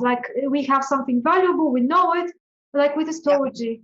You probably have gone through the same stages I have in the beginning of studying astrology, right? When you first start discovering how powerful it is, how accurate it is, and all sorts of things, and how potentially empowering it could be. And we are tempted to start imposing it on everybody, regardless of whether they're asking for our advice or our information or not. We're just very we don't want this thing to be lost, maybe, or no. It's some people want to impress other people, but that's part of it, the Leo side of it. But the Aquarius side of it also wants to really be helpful. But are we really helpful if we give someone something they're not ready for, or they're not asking for? Or so it took me several years to restrain myself more and more and more as to where I kind of impose my things. Yeah. Yes, and I discovered that when I do that, more people that are naturally interested and naturally needing it, they come themselves. They somehow find me themselves at the right moment for them. This thing about the client coming to be having a consultation with you or just like conversation with you about their chart, exactly when their transit and progressions and all sorts of other things are pointing to a moment which was necessary for them to do that at that moment. Yeah. Yeah. So maybe that letting go of the energy of nature to guide the process and synchronistically and in any other way is the Aquarian way. Well, the Leo way is now I know best, and now I'm going to go and change, the situation, whatever it is. Yep. I'd like to mention one more thing about here, let me get myself back on. Okay, about the Leo and Aquarius axis, that it's so important to come with the whole of even that polarity, even though we are forward thinking. And one of the things is ownership and non-ownership. And I think there's something about those two words with what we're going through. Mhm. Like Leo is more like about somehow an ownership, and somehow Aquarius has less grip on it. Yeah, maybe we can say that it's more important for Leo too. But is it really about owning in terms of owning like the Taurus way of owning? Or is it more about ruling over or being the determining factor in a situation? Or like self-expression is the most important thing? What comes from me? I should have maybe used a more common term of egoic. Okay, yeah. Mhm. Versus the Aquarian is seeing like, oh, we don't really own the earth. We're caretakers. I mean, we're not the greatest. We're one among, and we're supposed to grow and be our personal best and not compare to others and fit in as an individual rather than as a group. Conformity. Yes, but by no means we're trying to say that Leo is worse than Aquarius. It's all about the balance of the two. Yeah, it's really about being, I mean, this is another thing this week or the last 2 weeks. I see a lot of seminars and I'm participating a lot. And I feel like it's so important to really incorporate the South Node with the North Node, or the Leo with the Aquarius, that the axis is important as well, not just the point. Exactly. You're very right, Lauren. Because Aquarian dark side, we didn't speak about the Aquarius age potential dark sides, one of which could be the total losing of ego within the group and this craving again to have an idealistic group to which to belong. Again, somebody else creates it or the world creates it and we just want to join in and be one of those that, participate. That's obviously not going to be the right way. We are maybe we are asked to be, sorry, Lauren, go ahead. Go ahead. No, I was just agreeing with you that it's that idea, really, we are the future. It's not a person like a Godhead outside, and Exactly. that God comes through us. And as we individualize, we also then allow for the growth of the Messiah, whatever is with, comes from an individualization, which is a more Leo process, but it's needed in the way of coming together and being able to still live on this planet without destroying it and appreciating everybody. Yes, exactly. So without Leo, we cannot be Aquarius. Because without Leo, we would be two weak personalities, probably. Ones that don't know, haven't really played with ourselves, haven't really discovered our personal strengths and energies and applied them out there. And from that perspective, we have some sort of a complex which doesn't allow us to participate in an Aquarian group in a very positive way. And the other way around, if the Aquarian group is too interdependent without strong personalities inside it, then it also cannot do its thing. So it's interesting. Bro, we don't want conformity. I don't want everybody to be alike, exactly. Because we're not. It's not true. I think we do have individual impulses. And we have to keep them, don't we? We just need to maybe, what is now being asked from us is to see where they fit where our individual impulses could be more efficient within the big context of all the sorts of groups or happenings out there than in another place. So if we just let them, it's a focusing thing, isn't it? We need to analyze what we are about, how we are able to contribute, and then see where potentially we can do that in the best possible way. Yeah. Because I think when we're talking about what would be valuable for us to discuss about the Aquarian age, it is about how we also personally take what, I don't know, was it your list or was it Dwayne's list, that personal personal responsibility. And that's kind of that sense of, Leo, of that if you can also take a personal responsibility to be yourself and to be your best self and to self-monitor and all those things, then you're going to grow wiser of how to be with other people and communities in a way that isn't authoritarian, like, a Roman emperor. Yes, we can think that maybe in the past it was necessary to be a bit more aggressive because survival was at stake. We didn't have that many resources. We couldn't really make that many choices or individuate in the way we are now able to. But now having all the power, especially through technology, maybe now is the time when there is no excuse anymore to try to rule over others and not work on yourself, because we can do it now, isn't it? If we want. Not everybody, of course, yet. There is still a lot of many people that are struggling with survival, but probably during these 2,000 years that are coming, that would be less and less of an issue. And the greater issue will be who you are, who you manage to create of yourself, rather than where you were born, what was your family, what was your country, and all sorts of things like that. I think there's like, now when I think of like consciousness or like connecting with the spiritual world or your own spirituality, there's so many versions on the planet that you can choose from, whether it's quantum physics, whether it's psychedelics, or tripping in any way, whether it's just meditation, all of these different manifestations of trying to connect to the same place. If we were all on the same level and we all used one version, then that would be very Aquarian. But I like the idea of the polar side of Leo, where one religion is a little bit like, no, it's our way, this is the correct way, in terms of at least people have different kind of channels in order to choose which one works for them to connect to that kind of area. So it is good to see that we do have a little bit of leadership on the Leo side, where people can then feel like, okay, this is the right way. And if that's how they get to their consciousness or their spiritual side, then fantastic, as long as they have the right way, So it's nice to know it's not just one choice and that's it, but there's lots of different avenues and different ways to get to that place too. Mm-hmm. And this concept of holism is the epitome of it, isn't it? That it's all about everything having its logical place, its best place, and one shouldn't exclude the other.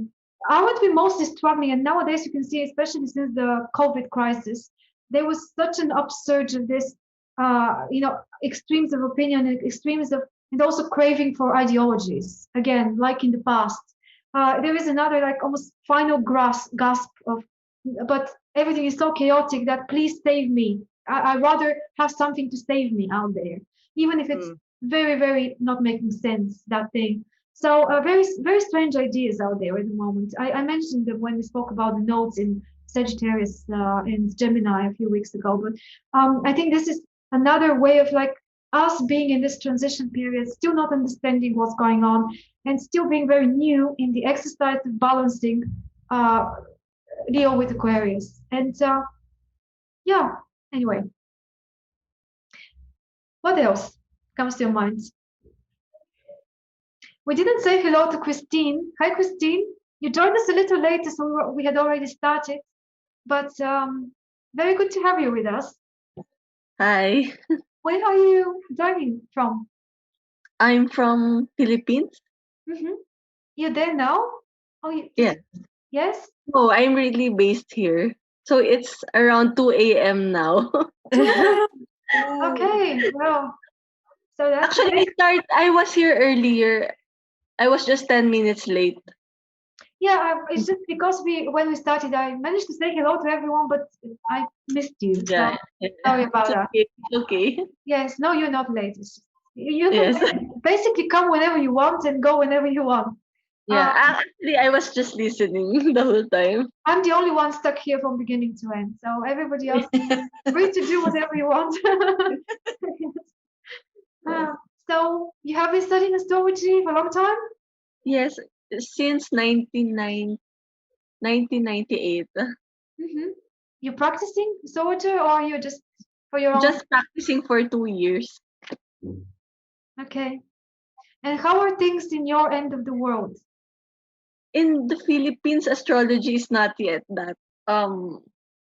It's still because we are still a very Catholic church, Catholic country. Religious.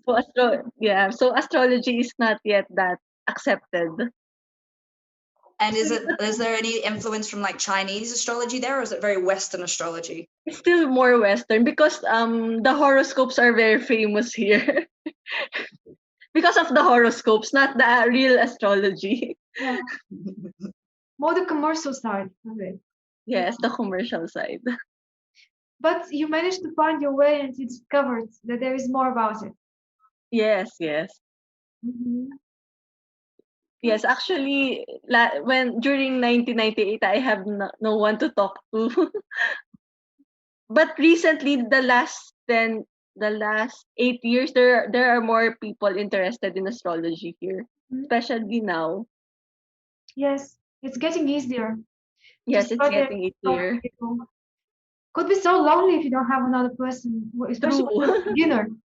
Uh, Yes, you feel a little alien because you speak a language that nobody else around speaks and understands. And yeah, yes.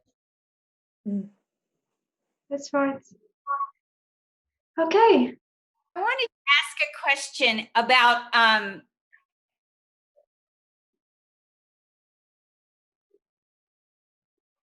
Frozen a little bit. Do you guys hear Lauren? No. Yeah. I don't hear. Lost oh, connection. let's see. Oh Lauren, dear. we're losing you a little bit. It's my internet. You are in a different room Anyway. today. Just whack it. Let me do okay. Let me just Oh. Seems like you have to move Sorry. to another room. Yes, I think I'm going to do that. Just take us on a tour of your home. Yes. It was high time. I just walked through my music room. Okay, this is where I am usually. I was just interested in Carl Jung and I don't know his chart right now in my head, but he seems like he was so important to the coming of the Aquarian age. Very, And- very. And I just wonder if in his chart he was Aquarius. I will show you the chart. Aquarius descendant with Saturn in Aquarius in the first house, Leo sun, exactly on the descendant he's got. This is very interesting. And both Jung and Freud have descendant suns. He's got sun square Neptune, very exact. That's one of the key things about his chart. I will show you the chart. Because I just feel as we're all talking, he embodied going so individual that he cracked a code that was universal, and included the dream world, which I think of I don't know if dreams are considered an air element. What do you think? It's very Neptunian, isn't it? The dream world. But is it an air element? Would you say that being aware of dreams is part of what is air like? I've always connected this part of Jung's work, which is enormous, with his Neptunian sun square Neptune, and Neptune is actually prominent in other ways in the chart as well. But I don't know, it's probably a mixture of many factors, including Uranus and including being able to analyze to this. He had an enormous urge to analyze and to discover, and wasn't afraid. That was probably the biggest difference between him and Freud and the cause of their separation. That Freud was very afraid of the numinous, of the hidden, of the occult, of astrology in this respect as well. He just didn't want to discover things. While Jung was very open for it. He was almost like born to be the discoverer of those areas. And for me, he has that futuristic, when I've read him, and so he just has a futuristic, he seemed like he was Mhm. like he was going towards the future in what he was laying the foundation of and cracking the code of stuff that's going to even be truer as we go forward. You're very right. Many people that try to analyze Jung's chart, astrologers and so on, and this is also very much in this book I showed you, Maggie Hyde's book. It's very interesting about the mixture between Jung and astrology and his contribution, his interest in everything. It was like a big battle between Aquarius and maybe Neptune and Saturn. So Saturn and Uranus are two polarities in his personality: the scientist and the occultist. And even he talked about two: personality number one, personality number two. For those of you that have studied Jung, that's very aligned with the chart of Jung. Let me show you the chart. It's very interesting. I want to talk about it a bit. Could you see it? Actually, maybe it's better here. Yeah. Let me just make sure I'm sharing with you the right screen.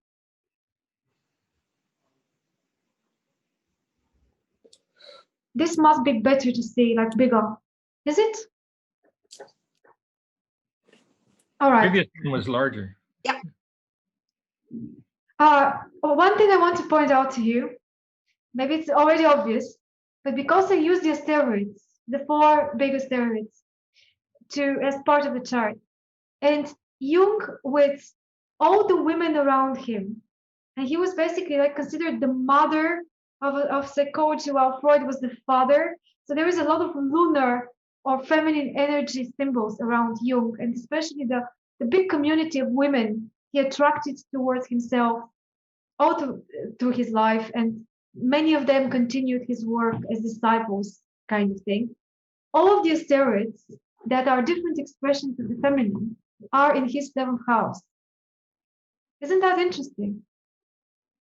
You know, Juno, Ceres, Pallas, and Vesta, they're all in the 7th house, or around the descendant.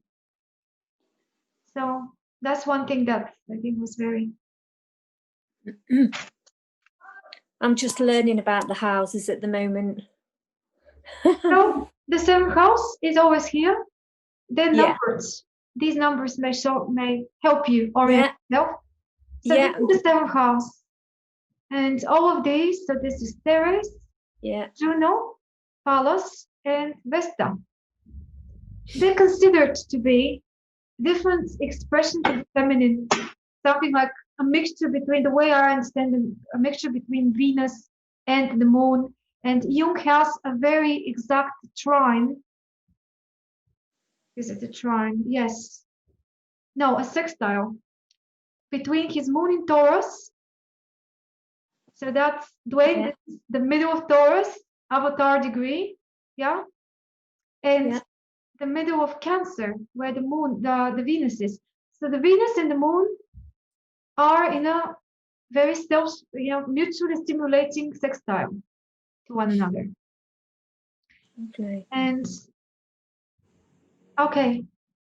And speaking of the Avatar gate, his Uranus is right on the Leo gate. His Uranus? Yes, exactly. That So gives Uranus more prominence, I would say. Yeah, Uranus is extremely prominent. It is like a co-ruler of the ascendant and of the whole chart. And Saturn, which traditionally rules the chart, is in the 1st house in Aquarius. So the Aquarian link is extremely strong. I mean, Jung is speaking himself about during the course of his early life, traveling towards a very scientific approach to everything, and gradually discovering his own Leo sun, which is on the descendant, over the course of time. And one of the most curious and very interesting to explore things is the relationship between the charts of Freud and Jung, and the almost exact conjunction between Freud's sun in Taurus and Jung's moon in Taurus. So they have this natural conjunction, which is considered in synastry to be one of the most, strongest, long-standing things of relating between two people, sun and moon, reconciliation of opposites, the major polarity in astrology of the luminaries. So they had that, and many other things could be discovered from that as well. To me personally, it's always been interesting that both Freud and Jung, even though they're from different generations, Freud was a lot older, they both have the north and south node. North node in Aries, south node in Libra. And these are my nodes as well, and Dwayne's nodes as well. So I was like particularly personally interested in that coincidence. Just learning about nodes today, because my south node is in Gemini, and my north node, obviously, Sagittarius, and learning all about that today. It's fascinating. You can probably find it very interesting to go back to our recent discussion about the current nodes in Sagittarius and Gemini. And also we had, further back in time, we had one discussion dedicated just on the meaning of the nodes in the birth chart. Oh, well. Yeah. What else comes to mind in Jung's chart for you? I'm just thinking what would happen if you shifted it to the whole house system, because then his Jupiter and South Node would be in the 9th house. Am I calculating that correctly? Mm-hmm. Yeah. Jung actually had a lot of 8th house experiences in his life that you can read about. Lots of meetings with the unexplainable, occult, I don't know, esoteric or whatever events, unexplainable. So I really relate the South Node to the 8th house. He had a mother which was a bit psychic, and a cousin, most famously the cousin experiments he did. But yeah, maybe you can. I mean, I don't use whole house systems. I won't go into why. You can find answer about why in the previous discussions if you want. But yeah, whatever you're using, it could be applicable somehow. I like to see the blend between the two. We won't go into it, but it's just nice to have a look at it in two versions just to see how it would manifest each way. So just, curious about that. But it's got a very interesting chart. I haven't discovered how to do that yet with my software, how to mix two house systems in one wheel so we can juxtapose one over the other. But yeah, that could be an interesting experiment. Sagittarius is his MC. And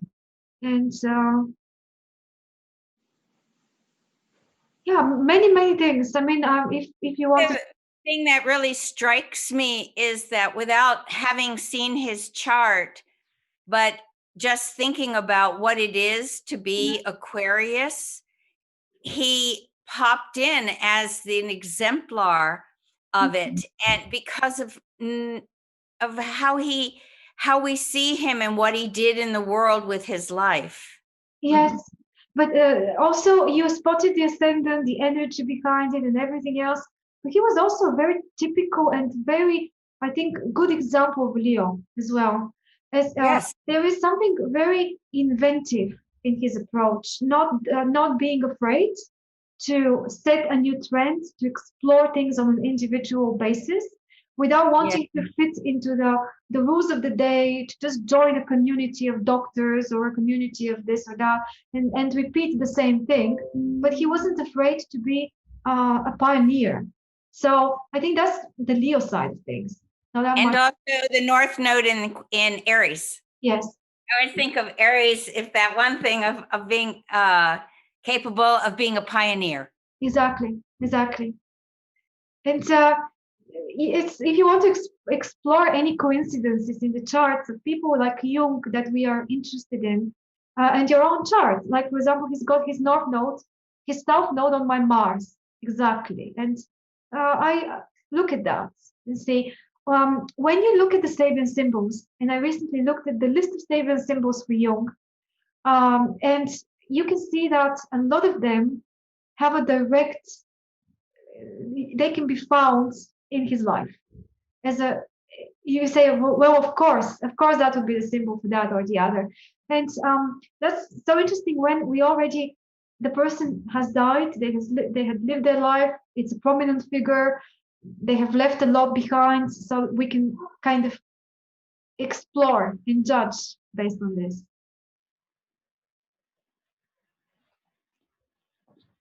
Okay, where would you like to go next? Anything else about the chart of Jung?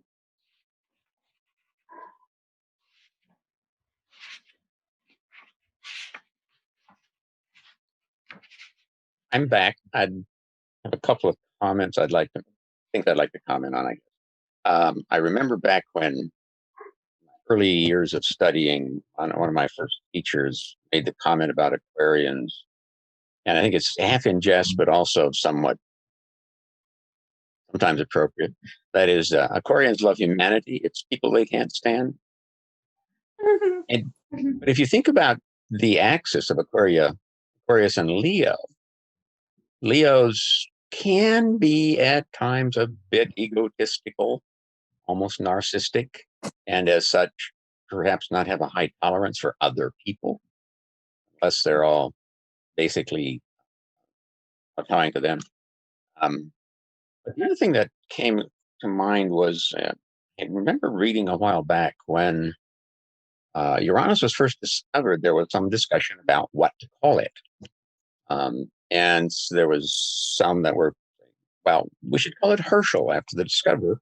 Others thought it should be named after Janus, the Roman two-faced god. But they settled on Uranus. And you think about Uranus as in mythology, what he represents. You have to do a little mind bending, perhaps a little moving. You have to open up a little bit in order to come to the conclusion that Uranus does connect with Aquarius in the sense of being the revolutionary, the humanitarian, not because that's what Uranus was, but because Uranus was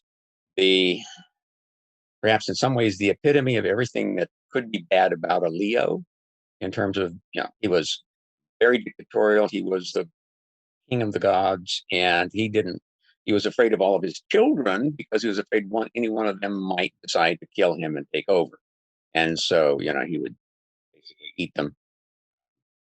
So he was very protective of his power and didn't want anybody else to have an access to him. Because if you think back to the ancient times, a lot of the transfer of power in many ancient civilizations occurred not because the king died or the ruler died, but because they were killed or disposed of by a relative, typically the eldest son or one of the sons. So what happened from Uranus then was the revolutionary ideas of Saturn and the children of Uranus that brought about some of those changes. Depending upon which mythology source you look at, and there's so many different stories in mythology. But Uranus is the father-grandfather. Saturn is the son of Uranus, and Jupiter is the son of Saturn. So with this conjunction in Aquarius, now assigned to Uranus, it's kind of like a family dynamic coming into play again. And so when you start looking at it from that perspective, and you consider some of the family dynamics that are going on today with political divisions, with not just in America, but in other countries, where you can end up having fathers and brothers and sons disagreeing strongly on different points, almost coming to blows. And in some ways, it harkens back to the American Civil War when brother fought brother because they were on different fence, so to speak. It's an interesting transition period that we're going through.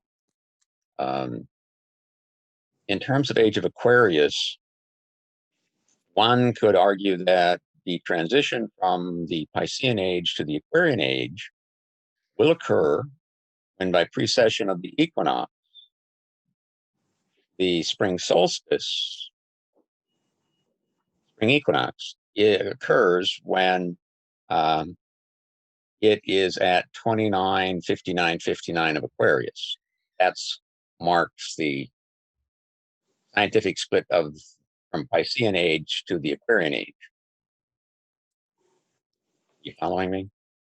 Yeah. The precession. Okay, so the precession of the equinox. If you did a Vedic chart right now, you'd find the sun. The spring equinox occurs with the sun at about 5 Pisces. So if you keep moving forward in time, at some point it will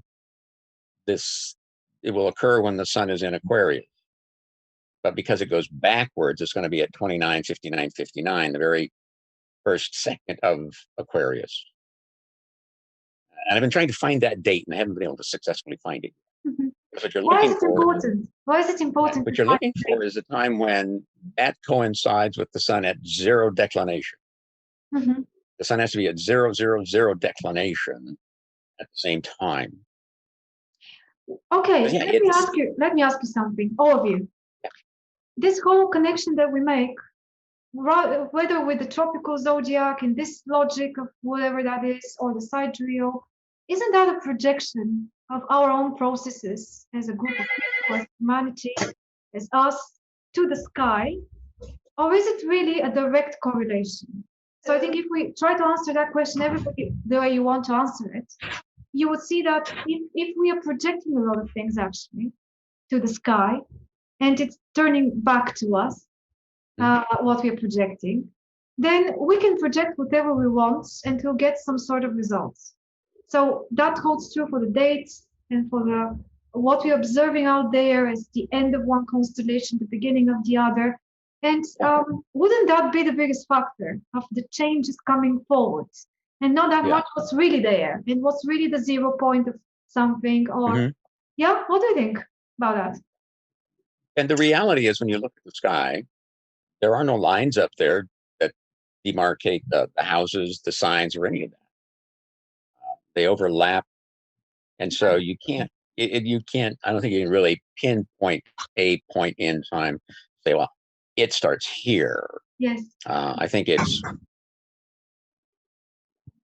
Jupiter-Saturn conjunction in 0 Aquarius. It's a point you could make an argument for, but is it really? Oh, I'm sorry, James. My apologies. My apologies for the muting. I did it without even realizing. Could you unmute yourself? I was trying to mute the rest of us because of the dog I heard. There you go. Yeah, okay. Apologies for the interruption. I wasn't. Oh, that's okay. Now you're going to ask me to repeat what I said, and I don't remember what I said. You were saying, okay, what were you saying? See, you don't remember. Because there are no clear lines that demarcate these things, we can't clearly say that the Aquarian age begins here. I'm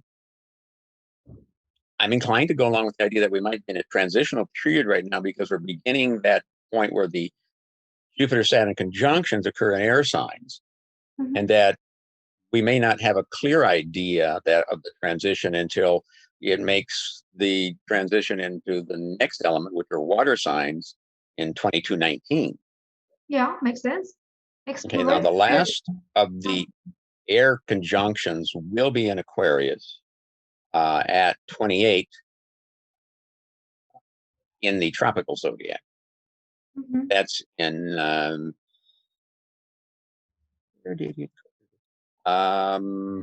that will be April 7th of 2199. Right. Interesting. 24 p.m. LA time. So you adjust from there. Yes. April 7th of 2199, there will be a conjunction of Jupiter and Saturn at 2820 Aquarius. And the next one after that in 2219 will be in Scorpio. After that, they stay in water until they hit 2338, when there's a fire sign. And they go back to 2 more in water, and then into the fire sign for the foreseeable future. So it's a ways on. Yeah, I think. Yeah. Sorry. I say that the period from, depending on whatever the age of Aquarius is supposed to mean, I think we're going to the changes we see over the next century plus will help to indicate or give us a better picture of what it might mean. Roger was saying, for example, that people didn't realize in the beginning of the new cycle of Pisces, when Christianity was just emerging, there were no ways to realize that this religion, this new religion, will be so important in the next 2000 years. They weren't really, yeah, it had emerged, but the importance of it wasn't very clear from the start. No, it wasn't. It's not obvious to people. So it's today, I guess. Most people, because if you look at the human lifespan and 70 to 80 years, they see the changes around them, but we don't necessarily fully appreciate them until we get to that later point in life and we can look back and see all the changes that have occurred in our life. Yes. Even then, we don't really sense the changing of the ages, because when you're looking at a span of over 20 years, if you go 160 years, yeah, that's kind of a long time for things to transfer over, transform. Yes. Thinking back to 1800s, around the time that Neptune was discovered, there was a movement around that time for the idea of a utopian society. And of course, all the attempts have basically failed. Perhaps with Aquarius, the idea will be to look for a more practical, let's get real. We're going to try to make this a utopian or a better place for everybody. Accept the reality of the fact that there will always be differences between people. And there is no way that the whole world can live as one in the same standard of living. That's not going to happen because of the differences between the cultural differences, geographic differences. But I think we can look for a place or a time where maybe people might be a little more accepting, but things might be better balanced. I don't know about the United States, because we're a Cancer country with a Jupiter in Capricorn and a Aquarius moon. I don't know that we're ever going to want to accept that a country where the purpose of government is to help those that don't have that are fortunate, and try to take care of them, as opposed to providing for the rich to get richer and the poor to get poor. I don't know what the next. This whole division of things, isn't it another throwback to the Pisces Virgo? While we need to maybe figure out also ways of how not to encourage people not to be working for themselves and for their own development. In that sense, the Aquarian archetype sounds very democratic, isn't it? Mm-hmm. Yeah. And you have Aquarius moon in the United States, don't you? Yeah, I believe you're right. Yes, and Uranus, I think, was very, very prominent as well as a position. I don't remember. Yeah. Yeah, so we're going to have to wait and see. We have Joe Biden's a Scorpio, and Kamala's a very late Libra. I think she's close to the cusp, but I think she's a Libra. Mm-hmm. Yes. Libra, Aries, moon, sun, yeah. as I saw. Yeah.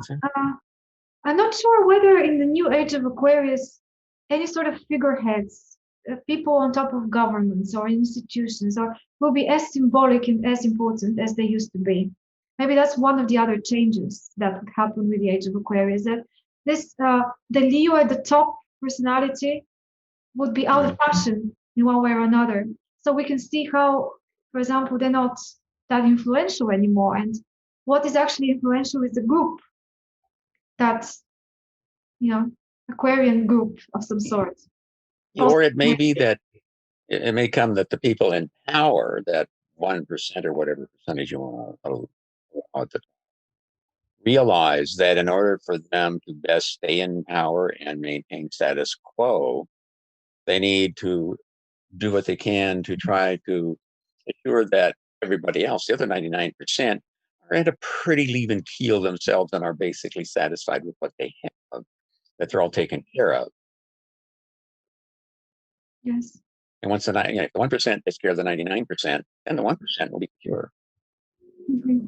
That's a big argument, isn't it? It's a big social. But again, these things are resurging now. These arguments, which we may have thought that we've left behind in the 20th century, kind of resolved or made some conclusions of them. They're not resolved, and they. It's interesting that those 200-year 12 steps of each cycle, if we divide each one of three in three, we get 71, 72 years. And that's roughly a lifetime of a person. So, and currently we are living maybe in the last 72 years of the very last 12 steps of the Age of Pisces. So that's making it even more transitional, isn't it? I don't know. James, you mentioned mythology and Uranus in mythology. When we spoke about Aquarius some weeks back, we discussed the other myth, which many people, I think, agree now that is more relevant to Uranus, the Prometheus myth. Yeah, the Prometheus stealing fire from the gods and giving it to human beings. This is all very typically Aquarius symbol, more than Uranus, the god Uranus, which now you make me think that Uranus is the whole from which everything emerges. Is another way of thinking about it, but I mentioned at the time this book by Richard Tarnas. What was it called? The Uranus, the Prometheus, the Awakener. Prometheus, the Awakener. That's what it's a small book about why it should be Prometheus and not Uranus when we speak about Aquarius and Uranus.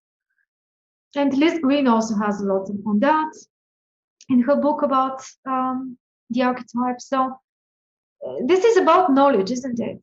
About godlike knowledge and abilities, and how we should first know how to use them consciously and with responsibility and things like that before we abuse them. So I was thinking another point of interest towards the Aquarian age is the two rulerships of Saturn and Uranus, and what Saturn brings and what Uranus brings to the energy of rulership of the Aquarian age. Yes. Lauren, before you continue, I wanted to point out something I noticed today. So the last time there was this Jupiter-Saturn conjunction between the ages, that one of the 7 BC. That was in Pisces, and Pisces was Jupiter was ruling Pisces at the time. Before they had discovered Neptune. So we have Jupiter and Saturn when Jupiter is in its own sign. Now we're having it the other way around. So the one that we're having this year will be Jupiter and Saturn with Saturn in its own sign. What do you think about that?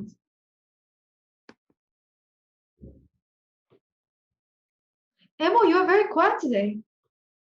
Where is your Leo? I had a very traumatic week. So is it connected to what you shared with us last week? Yeah, it is actually 100%. You look heartbroken. Leo heartbroken. Well, I think it's the opposite. That person I told you that I was meeting last week, I'm moving in with him in 2 weeks. So why traumatic then? Why not celebrating?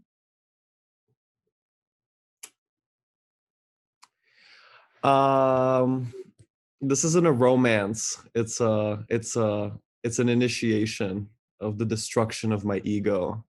But anyway, that's my own personal story, so we don't have to go there. I can add a few things about what I think about this discussion. You are a good example. You are a Leo with the moon in Aquarius, so. Yes, I am. And Uranus in Aquarius on the midheaven. Yes, how nice. That's even more important, I think. Uranus in Aquarius on the midheaven, yeah. So. Look, I think we're avoiding having some of the harder discussions. I think as a collective, we're kind of living in this stage of astral bliss, love and light, spiritual awakening. Everyone is moving into the age of Aquarius. A lot of this rings to me like we're supposed to be entering the age of the individual, but here are all these individuals waiting for the age to wake them up and to bring them to where they need to be. There's individual self-accountability, self-responsibility that I'm witnessing.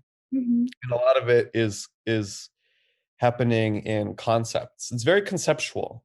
It's like, oh, this is the way we should live, like da da da. But then as soon as you're met with a difficult conversation with another person, it's like we want to run away, or we start arguing, or we get defensive, or we put up walls, or there's like this level of separation. And so if interpersonally we're not able to communicate at a level where we can always reach a conclusion, and there's so many social niceties that we take part in, there's so much always avoiding difficult contact because we want to keep the peace. We've been very much programmed into being docile and sweet and kind, and always looking to just to have just to exchange nice comments, to be as sweet to each other as possible. And of course, I'm the center of this because I'm always so sending 4 hearts in every message and the cowboy emoji, and generally I'm pretty happy. But there's a very real factor of what's actually happening in the world, which is not very happy. And for us that are educated, kind of privileged folk that have all of our physical needs met so we can go into the different level, there starts to be a huge disparity, like a big gap between where we are and where the rest of the world is. And so we can really participate in this astral bliss, which is like these very beautiful concepts and ideas missing the big point. And the big point is actually that we're turning into an artificially intelligent microchip society, and there's no turning it around. I mean, all this stuff of moving currencies online, we're losing cash. We're not even doing debit. Even, you go to restaurants now because of COVID, they don't even give you menus. You got to do the QR. Everything is going into the air. There's no more physicality, but people still live in their reptilian brains, myself included. We're not moving at 5G, but the world is moving at 5G. And there's a huge gap between that. I mean, we're stupid. We're really like moronic, dumb animals. And I don't mean that as a value judgment. I mean it as a very blatant reality. The human beings are not robots, but they will be soon because they have no other option.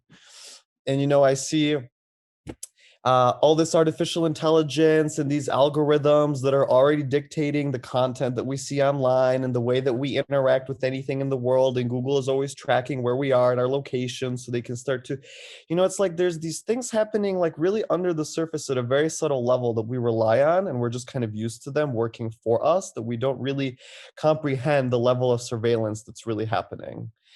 And there's going to be disclosure at some point in which we understand that the people that have been ruling us actually are, but I don't even want to go into those kinds of dark, creepy conspiracies that are very real, because I just don't. I get horrified every single time.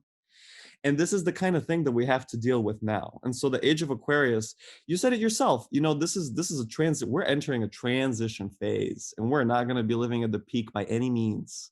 And I think the earlier that we start to understand that this is a transition and we've not entered any age, the earlier we can start having some very serious conversations about what's really going on. They already have like robotic, artificially intelligent police dogs that they're starting to roll out in cities like New York, where you no longer even have this human contact, but there's these entities that are somehow like they're perfect. I mean, they have access to every camera everywhere in the city, and they can see exactly what's going on at any moment. I mean, there's no more hiding, and who's in control of these robots? And more importantly, do we even understand what they're doing? And I don't know if I can even convey the level at which this is really a big deal, but this is a big deal. I mean, you go on the train and everyone is on their phone, which is fine. There's nothing wrong with that. But we're talking about like all of us coming together and we live in these collectives and we're these individuals and we live in love and light and everyone's spiritually enlightened and we come to a higher understanding of ourselves and each other as humans and humanity. And at the same time, we're all becoming more and more and more distanced from each other, socially distanced, technologically distanced, educationally distanced. These are very real things that we just don't discuss. I mean, we sweep them under the rug because it's easier to go into the new age bliss. And it's fine. I participated in it as well. I just didn't know to what extent until this past week. And so for me, there's something else that's happening right now. And it's not this kind of, we live in fear, okay? Everyone lives in fear. We don't even communicate properly with our most beloved and closest people. You know, there's certain topics we avoid, there's certain things we can't tell them, there's so many little things, you know, and until everything comes to the surface, we cannot have enlightenment because we're stuck in a pain body that we're not even able to feel. And this, for me, is much of what the Age of Aquarius is going to bring about. You know, if this is the age of enlightenment, then everything has to come to the light. But all of us are hiding a lot, not even from each other, but from ourselves primarily. You know, we don't even understand how our psyche works. And it goes into all these little tunnels and all these little canals, and we think we know what's going on.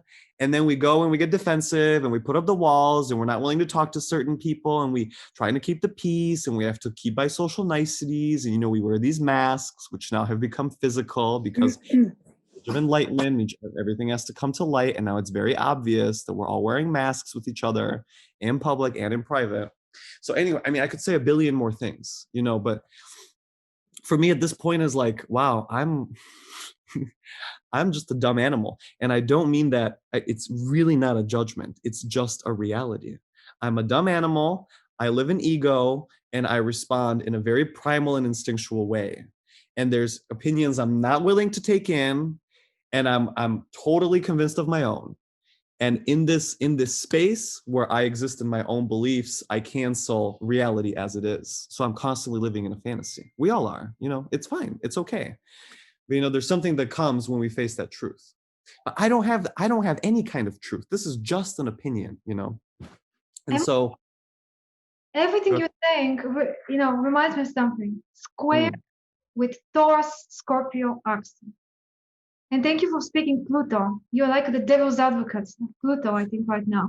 And what I'm really looking for in relationship to everything you said, which is spot on as always, Pluto in Aquarius is what I'm waiting for. I mean, not very. Don't expect it to be easy at all because it's going to square all my charts, one after the other, all the planets pretty much, but including Pluto. So, but Pluto in Aquarius may bring that period, which is not far away, only a few years, you know, divide us to it. It's probably that point when we're going to enter into the period of things getting gradually clearer and people daring to go into the depths even more and removing the masks figuratively and not, and starting to look into the deep. So basically, Aquarius Leo has trouble with interpersonal contact, physical Taurus and emotional Scorpio. And it also has trouble with connecting and with wanting to delve deep into those topics that we don't want to.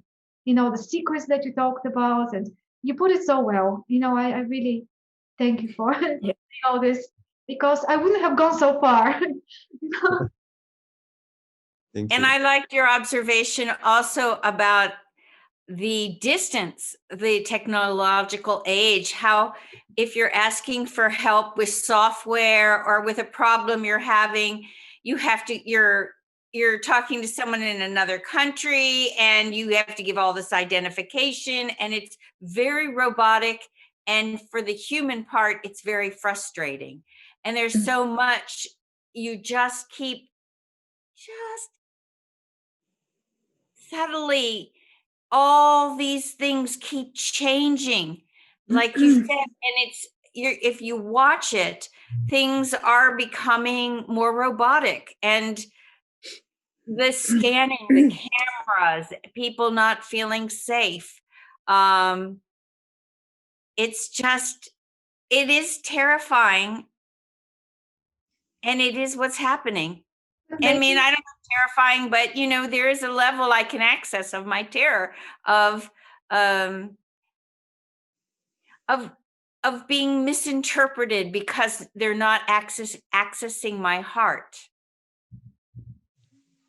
One of the things I've noted is that if you think about it, because so much information is now instantly available online, people don't have to remember things anymore. They don't have to remember how to get from point A to point B. They can find the map and the phone, put it on, bring up the phone, and it will direct them there, no matter how many times they've been there. They don't have to, and it seems to me, and in America, that history and geography have taken a much lower level of importance in our school system. And so people don't really have that kind of knowledge about the past or the world they live in. And that's really scary when people don't remember, don't have to read, there's no reason to remember stuff, because being a bit older, when I went to school, you had to remember stuff. You can always grab a book and look it up. And it's just, the minds are shifting, and I don't know that, to me, it's not a good thing, because what happens if the grid goes down? Okay. We look at our phone, when we don't remember phone numbers, Yes. we just pick up our phone and find the name and away we go. Or you pull up your favorites list and you punch it in. And how many people know their own phone number today? Most people don't know their own phone numbers because they never call themselves, so there's no reason to remember.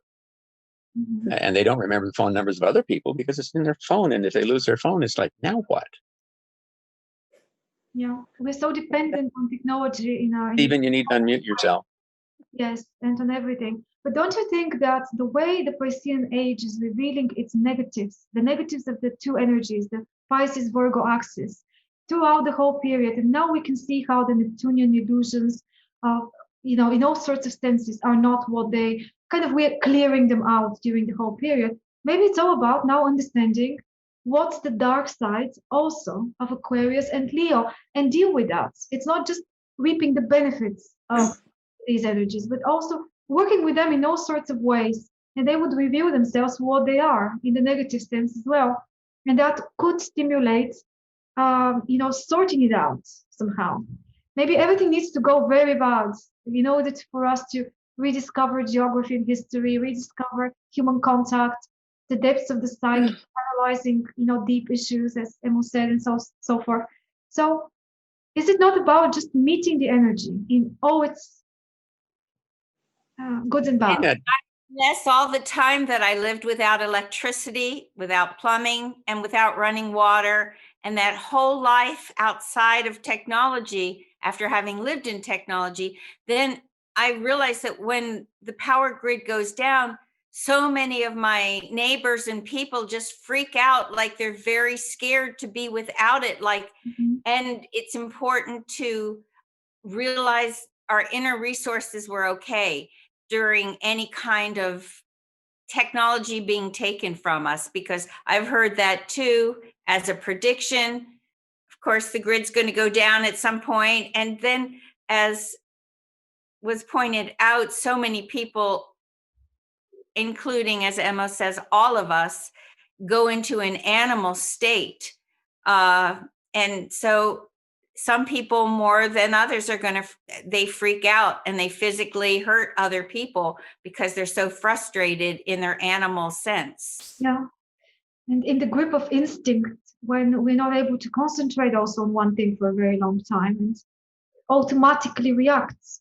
But we have to see the bad consequences of these things, maybe for the coming years. Unfortunately, I expect that during our lifetime, we would be more witnessing negative consequences with, dealing with these energies that are quite new at the moment, rather than solving anything.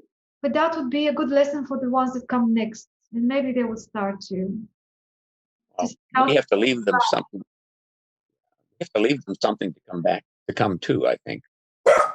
You made a comment about Pluto going into Aquarius soon, and that got me thinking. Pluto will transition back and forth between Capricorn and Aquarius 5 times between March of 23 and November of 24. Mm-hmm. What makes that goes over and back, over and back. That period may give us a little clearer picture of what the age of Aquarius might have to show for itself. Because, I mean, it's going to go into 0 Aquarius conjunct the Jupiter-Saturn conjunction that's coming up. Yeah. And the other thing you were talking about Prometheus is that for the Jupiter-Saturn conjunction, the moon will be 1 degree from the asteroid Prometheus. Interesting. In Pisces. And that's interesting. Where will Uranus be at that time? Yeah, Uranus will be. Where do we go?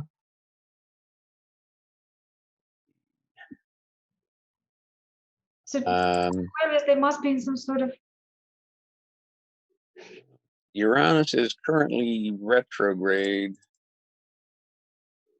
It's going to be 6, not quite 7 Taurus. So if you want to use an orb stretcher, you got to square there. So you're saying that Uranus will still be in Taurus when Pluto moves into Aquarius. Is that right? It should be. Okay, well, never mind. Divert a little bit. The discussion today is so interesting. Yes. Time really flies today. It's already, we have about 10 minutes. Would you like to speak about what we're doing, not just next time, but what we're doing next year? Because we have to make a pause now. We have never made a pause. We've never missed a week since we started. But I'm going to be traveling in a few days. I'm going to Bulgaria. I'm going to have my laptop with me and everything. But I haven't even looked at the calendar to see what next Thursday is. It's a date. Actually, it's the 24th. So I'm not sure it's a good idea to schedule anything for the 24th. This is the family day. Everyone will be somewhere, maybe off grid as well. So we're definitely not meeting, unfortunately, next week. But then it's December 31st is the next Thursday after that, which is New Year's Eve. No. Yeah. And that brings us to the beginning of January. And I would say, if you don't mind, I had my own doubts about how to continue, in what direction. I definitely want to continue. I love this group and I love the connection with all of you and what we're discovering together and learning together and so on. It's just, I may have a little problem in January, that from January for about 2 years, it is very likely that every month, one Thursday, I won't be able to be here, every month. So that is every 3rd or every 4th week on Thursday. So one of the things I'm considering is changing the day of the week when we meet, because I obviously don't want to miss every next Thursday. And I love Thursday because my whole concept was the Jupiter day, the day of, philosophizing, discussing, talking to each other, having like this very Jupiterian experience. So we'll see. I'm not sure yet. If you have any suggestions, let me know. If you all want to drop me a line and say, in this period between now and January, how do you see the group? What do you not like about it? The way I organize it, the way I manage it, whether you see things that I could change, and also new ideas, positive ideas, like what could be improved, what could be brought in, and also about the days, the topics, the duration, new presentations any of you may want to prepare, whatever. So we can, I can use that time to see what you said, your feedback, and come back to you in January with our new plan. What do you say? Good idea? Works for me. I think it's time for some sort of change. I'm not in any way wanting to give it up because I'm loving it. And I hope I see that some of you here are also loving it. And let's see how we can improve and make it even more interesting for next year. And maybe even add something to it, because I thought we can keep on meeting every week, but then every month, once every month, we can do something else, if you wish, which I'm also happy if one of you leads it. Like if every time one of you leads it or something like this. I think that's a good idea. Let other people, have some other, bring up an idea and present it, because one of the best ways to learn something is to present something. Isn't it? This is a very good Virgo lesson. I have a full sixth house, James, and I know you are Virgo sun. And we very well like the idea of teach to learn. You know, when you teach something, you learn it really. So yeah. In my good Virgo mode today, what can I tell you? What can I say? Yes. It won't last. I got so much value from the profection. It just like opened up all these doors of understanding that cycle and how I can apply it for others as well, simply, and for myself, and learn that way. Mm-hmm. So that was when Mo had that presentation. Yes, it was really good. So many good things emerged from these weeks. You know, some weeks we were a little bit more, I don't know, the energy is not right, which is totally normal. In other weeks we are totally like in it. So let's keep on if you wish, because I'm really enjoying it, and I hope you are. Why don't you just tell us then, or communicate to us?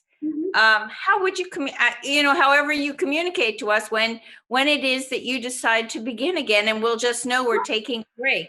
Okay, well, in terms of beginning again, it will be most likely either the first working week of January, which is 7th to, what is it? No, sorry. January 4th to the 10th. But I will be in London in that week, and I'll be very busy, really, because I will be in a hurry to go back to my home in Valencia by the 10th. 10th is a Sunday. So that's ideally for me, if everything runs well and nothing really, stops me from coming back, I would like to continue from the week 11th to the 17th of January. Yeah, okay, so I think that's reasonable because everybody will be settling into, coming back from if they have been traveling or just relaxing after the holidays. So we can start again 11th to 17th. It's just I'm definitely free on the Thursday, nothing planned, but I'm not free on the next Thursday after that. Something is happening exactly at that time, exactly that day, which is not possible to change. So well, we could perhaps designate the 14th, which is the Thursday, as the day we meet, and on that day you let us know what you've decided as the new date and the new day of the week, if you want to change it. Now that you're all here, not all of you, but most of you that are regularly with me, what about Wednesdays? How are Wednesdays in your own schedules? Because this is the Mercury day. Yeah? Wednesdays aren't going to work for me in the beginning because I'm doing a class with Astrologos on fixed stars. Okay. For the first. And I teach piano on Wednesdays. Right. I just remember everything can shift, just as this shifts, other people can be shifting as well. What if that 1 week when Thursday doesn't work for you, we pick a different day, like a Tuesday or something? That's probably a better idea. For starters. And if we need to make a more permanent switch, we can do that as we get into it. Tuesday works for me. Okay. But just that's right now. I mean, it should be what, if we can do that, yeah, whatever. Actually, to be honest, I like the Thursdays. I like the Thursday energy. I want to stick with it. We're already into it. Like there is like a tradition behind this to be Thursday discussions and not something else. So actually, I agree with you, James. That's a good idea. Let's keep the Thursdays. And if I, for some reason, every now and then cannot be here, we can either move the time a little bit, or we can move the day to the previous, or the Tuesday, or whatever. Yeah. Or we could use that Thursday that we're off for doing homework for the next Thursdays. That might have a break every other. So every, what is it? 4 as you break. I mean, it's all that kind of stuff. It's not, but yeah. However you decide to go forward. Yeah. Okay. We could say that we'll re-meet and we put on the calendar the 14th.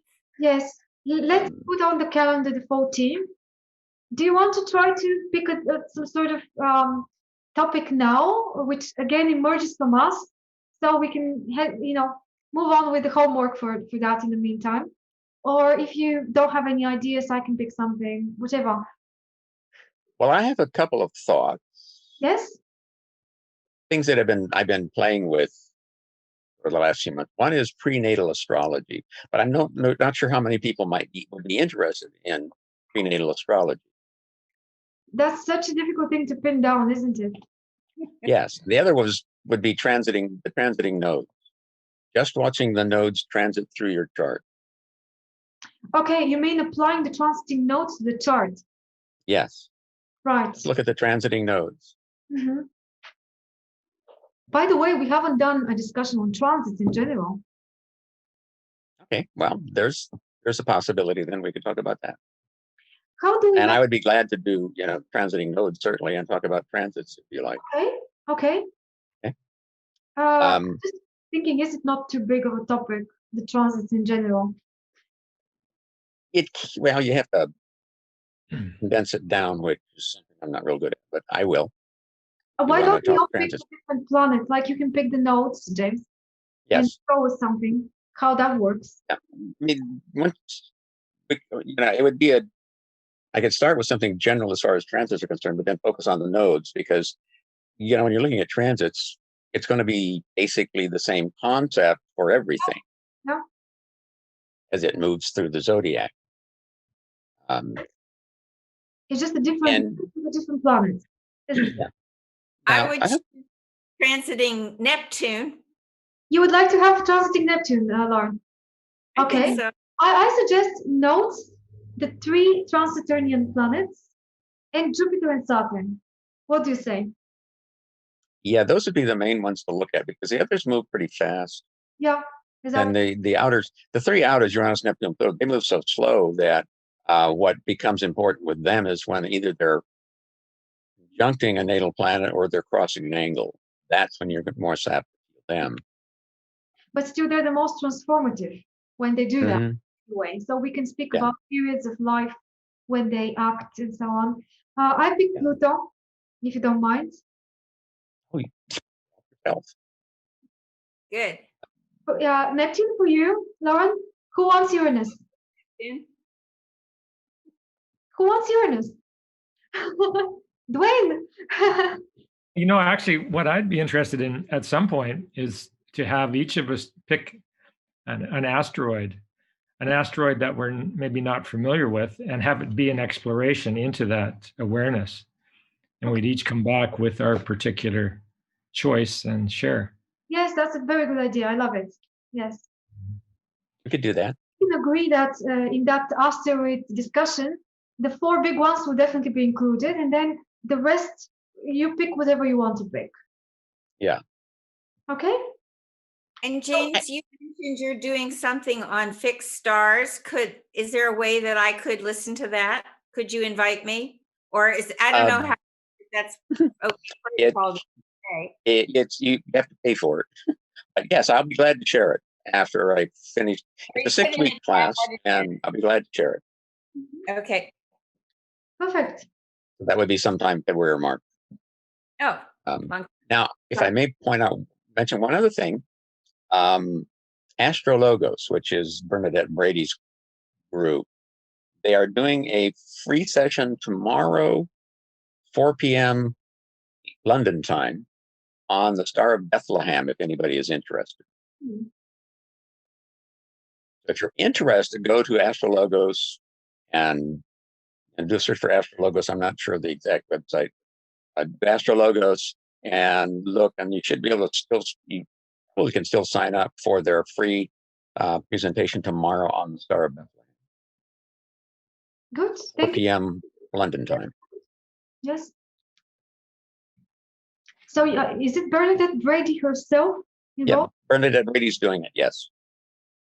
You know that. She's the one that's supposed to be doing it. Yeah. Good. All right. So for next week, what are we picking? For next time? I thought you just said we're not going to do next week. Next time, to be more January 14th. How about what about the asteroid? The idea of asteroids for the 14th. Okay. You can all pick an asteroid. Yes. All right. That sound doable? Let's decide. what you had said. I'm so confused. Sorry. I think Okay. we are ultimately choosing between the transits and the asteroids. So both of these will be, we can do them both, but just let's decide Or which one would be. if you like, I can do transits on the 14th. That'll make things easier. People don't have to worry about stuff in the meantime. Okay. So Does that work? Transits next time, the 14th? Yes, all right. Transits, and you, James, will be speaking about the nodal transits. I will be covering Pluto. Lauren is speaking about Neptune. And let's decide about if you want to pick up something, Dwayne, as well. You're not. Yeah, you might want to have a separate. Might want to break them into separate times, not try to do it all at once. Yeah, that's what I was thinking. Yeah. We already did the topic of the nodes, and So I will introduce the concept of transits, and then I will specifically focus on the nodes. And the dynamic that it creates with your natal chart. Okay. You really want your natal chart available. And look at where your planets are and where the nodes are. Okay, well, the same thing, the same exercise could be done using a planet as an example, isn't it? Possibly. Or are you saying let's limit it to the nodes so that we have more time for discussing it? Well, because I think there could be a lot of discussion. Have you looked at how the nodes transit through your chart yet? A little bit. And which planet will the north node touch first? Or let me ask you this: which node touches a planet first? In my case, which node touches a planet first? So that's a good question. Well, they move backwards in the zodiac. Yes. So the south node okay, let me see. I will answer the question next. Okay. I really like the idea of concentrating on that cycle towards the birth chart of the nodes. That's a big topic on its own. Yeah, because you're looking at an 18 point odd, plus your cycle. Yeah. Which includes the nodal flop or the nodal opposition at around 9+ years. Yes. But if next week or not next week, the next time, which is January 14th, you just introduce to the transits, you talk more about whatever you want to say. Someone does Pluto, someone does Neptune, someone does Uranus. Then the following time, maybe we could more have that applying that transit of the nodes and not have that as the 14th. Okay. We can do that. I will do a brief thing about transit so people can visualize what's happening. And then we go from there. Okay. So, because the biggest transits that people follow usually are Neptune, Pluto, and Uranus, what we do next time, as Lauren said, general transits theory a little bit, and then each one of us picks one of the three, and then we speak about only these three, and then the following one we continue topic of transits, but then we look at the nodal cycle, and then maybe we can concentrate just on that in terms of transits. And we can do yet another one, Saturn and Jupiter, because I think these two are extremely, especially Saturn. Saturn is could be split throughout the whole lifetime into a very interesting step-by-step stage. And again, touching different things in the chart and so on. Do you want to do a series of transits, 3 different transits? I think that works well. Because they do get very involved. Yeah. And that would leave more time on the second one, James, to actually demonstrate the methods of working with, without having a very long introduction about what transits are in general, because we would have done that in the first one. What do you think? Yeah. Okay. So you also, I just want to recognize that you said you might want to think about how the whole group, you want to have maybe a different formulation as you go forward. So do you really want to name 3 in a row? Is that okay with you? Or would you rather come up with a whole something different? Are you okay with this? I'm not sure I understood the question, Lauren. So, okay, you started saying that you not only want to take a break, but you also want to even rethink the group and what whatever you said, the purpose of it, whatever words you use. Am I getting that right? Did anybody else? Okay, Yeah. well, it will be pretty much the same. There may be some changes we can make. And that's why I want to use the period for you to tell me, maybe email me, text me, whatever, if you have any suggestions, ideas. And then when we meet on the 14th, I would have had the time to think about it, reading also your messages and considering things. And then we can discuss again together and decide. Yeah. I will give you. So now we're going to do 3 in a row. Then you're perhaps countering. Yeah. I see what you're saying. Which was to just know we're going to meet on the 14th and give yourself permission to reinvent whatever is important to you to reinvent. Because we are kind of committing to 3 different discussions now. Well, we may want to change things. You're right. Okay. That's good. Okay, that's all I'm doing. All right. Now another change then. So we stick with our idea with the 3 transits topic and so on. That's very good. But why don't we do the asteroids next time? So it's like one individual thing. And then when we decide next time how we continue, then we start from there the series of the transits. What do you think? Okay? Whatever you choose, I'll follow. All right. So asteroids, the 4 main ones, would you like to pick one of the 4 main, or would you like to do something else?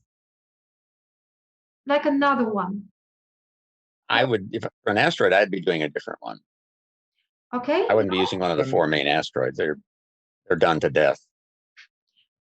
All right. I think also, Dwayne wants to do something else. So what I suggest then, I will do the 4. I will do like a summary of the 4. And then you then pick others. Fabulous. Do you like that? Right on. I don't even know what you're considering the main 4. Juno, Vesta, Pallas, and Ceres. This is according to Demetra George. Yeah? The asteroid goddesses. So I will be doing the asteroid goddesses. Okay. And you can do other asteroids. There are plenty of them that are very interesting. So I'll try to do not very long.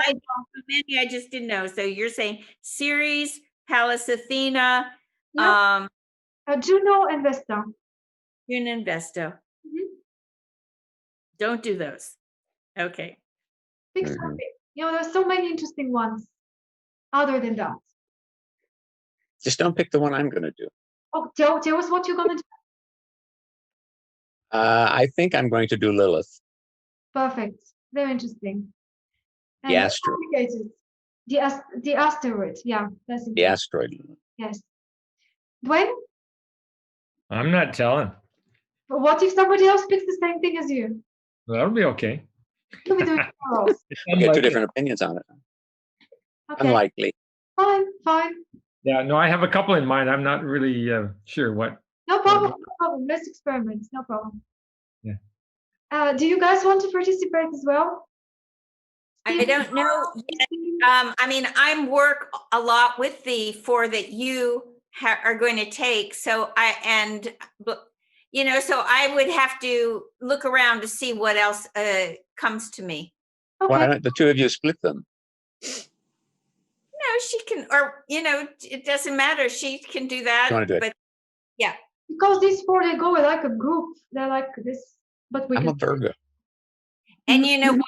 The 2 of us could do that same group and we'd do a totally different thing on it. That's the truth of it, is that, like Dwayne said, who cares if someone else does it, because they're not going to do it like he does it. Yeah. Good. Anyway, I'll look around. I can't give you, I knew I could do Neptune because it's so important right now. I've been studying how it's square everything. And also it's that formation is hitting my Mercury right now by a degree or 2. So it's activated. So when we come to the transits, we definitely reserve Neptune for you. There is no question about that. Okay, well, thank you. Thank you all. See you on the 14th and have a great time over the holidays. Happy holidays, everybody. Stay safe and stay well. Yes, exactly. Thank you. Bye, everyone. And live dangerously. I mean, for those, today's the last day of Hanukkah, so this is my, you get the 1 by 1 lights, and I always make it that 1 by 1 light is increasing. So this is the night where all the candles get lit. All right. Okay, bye-bye. Thank you. All the best. Bye for now. See you.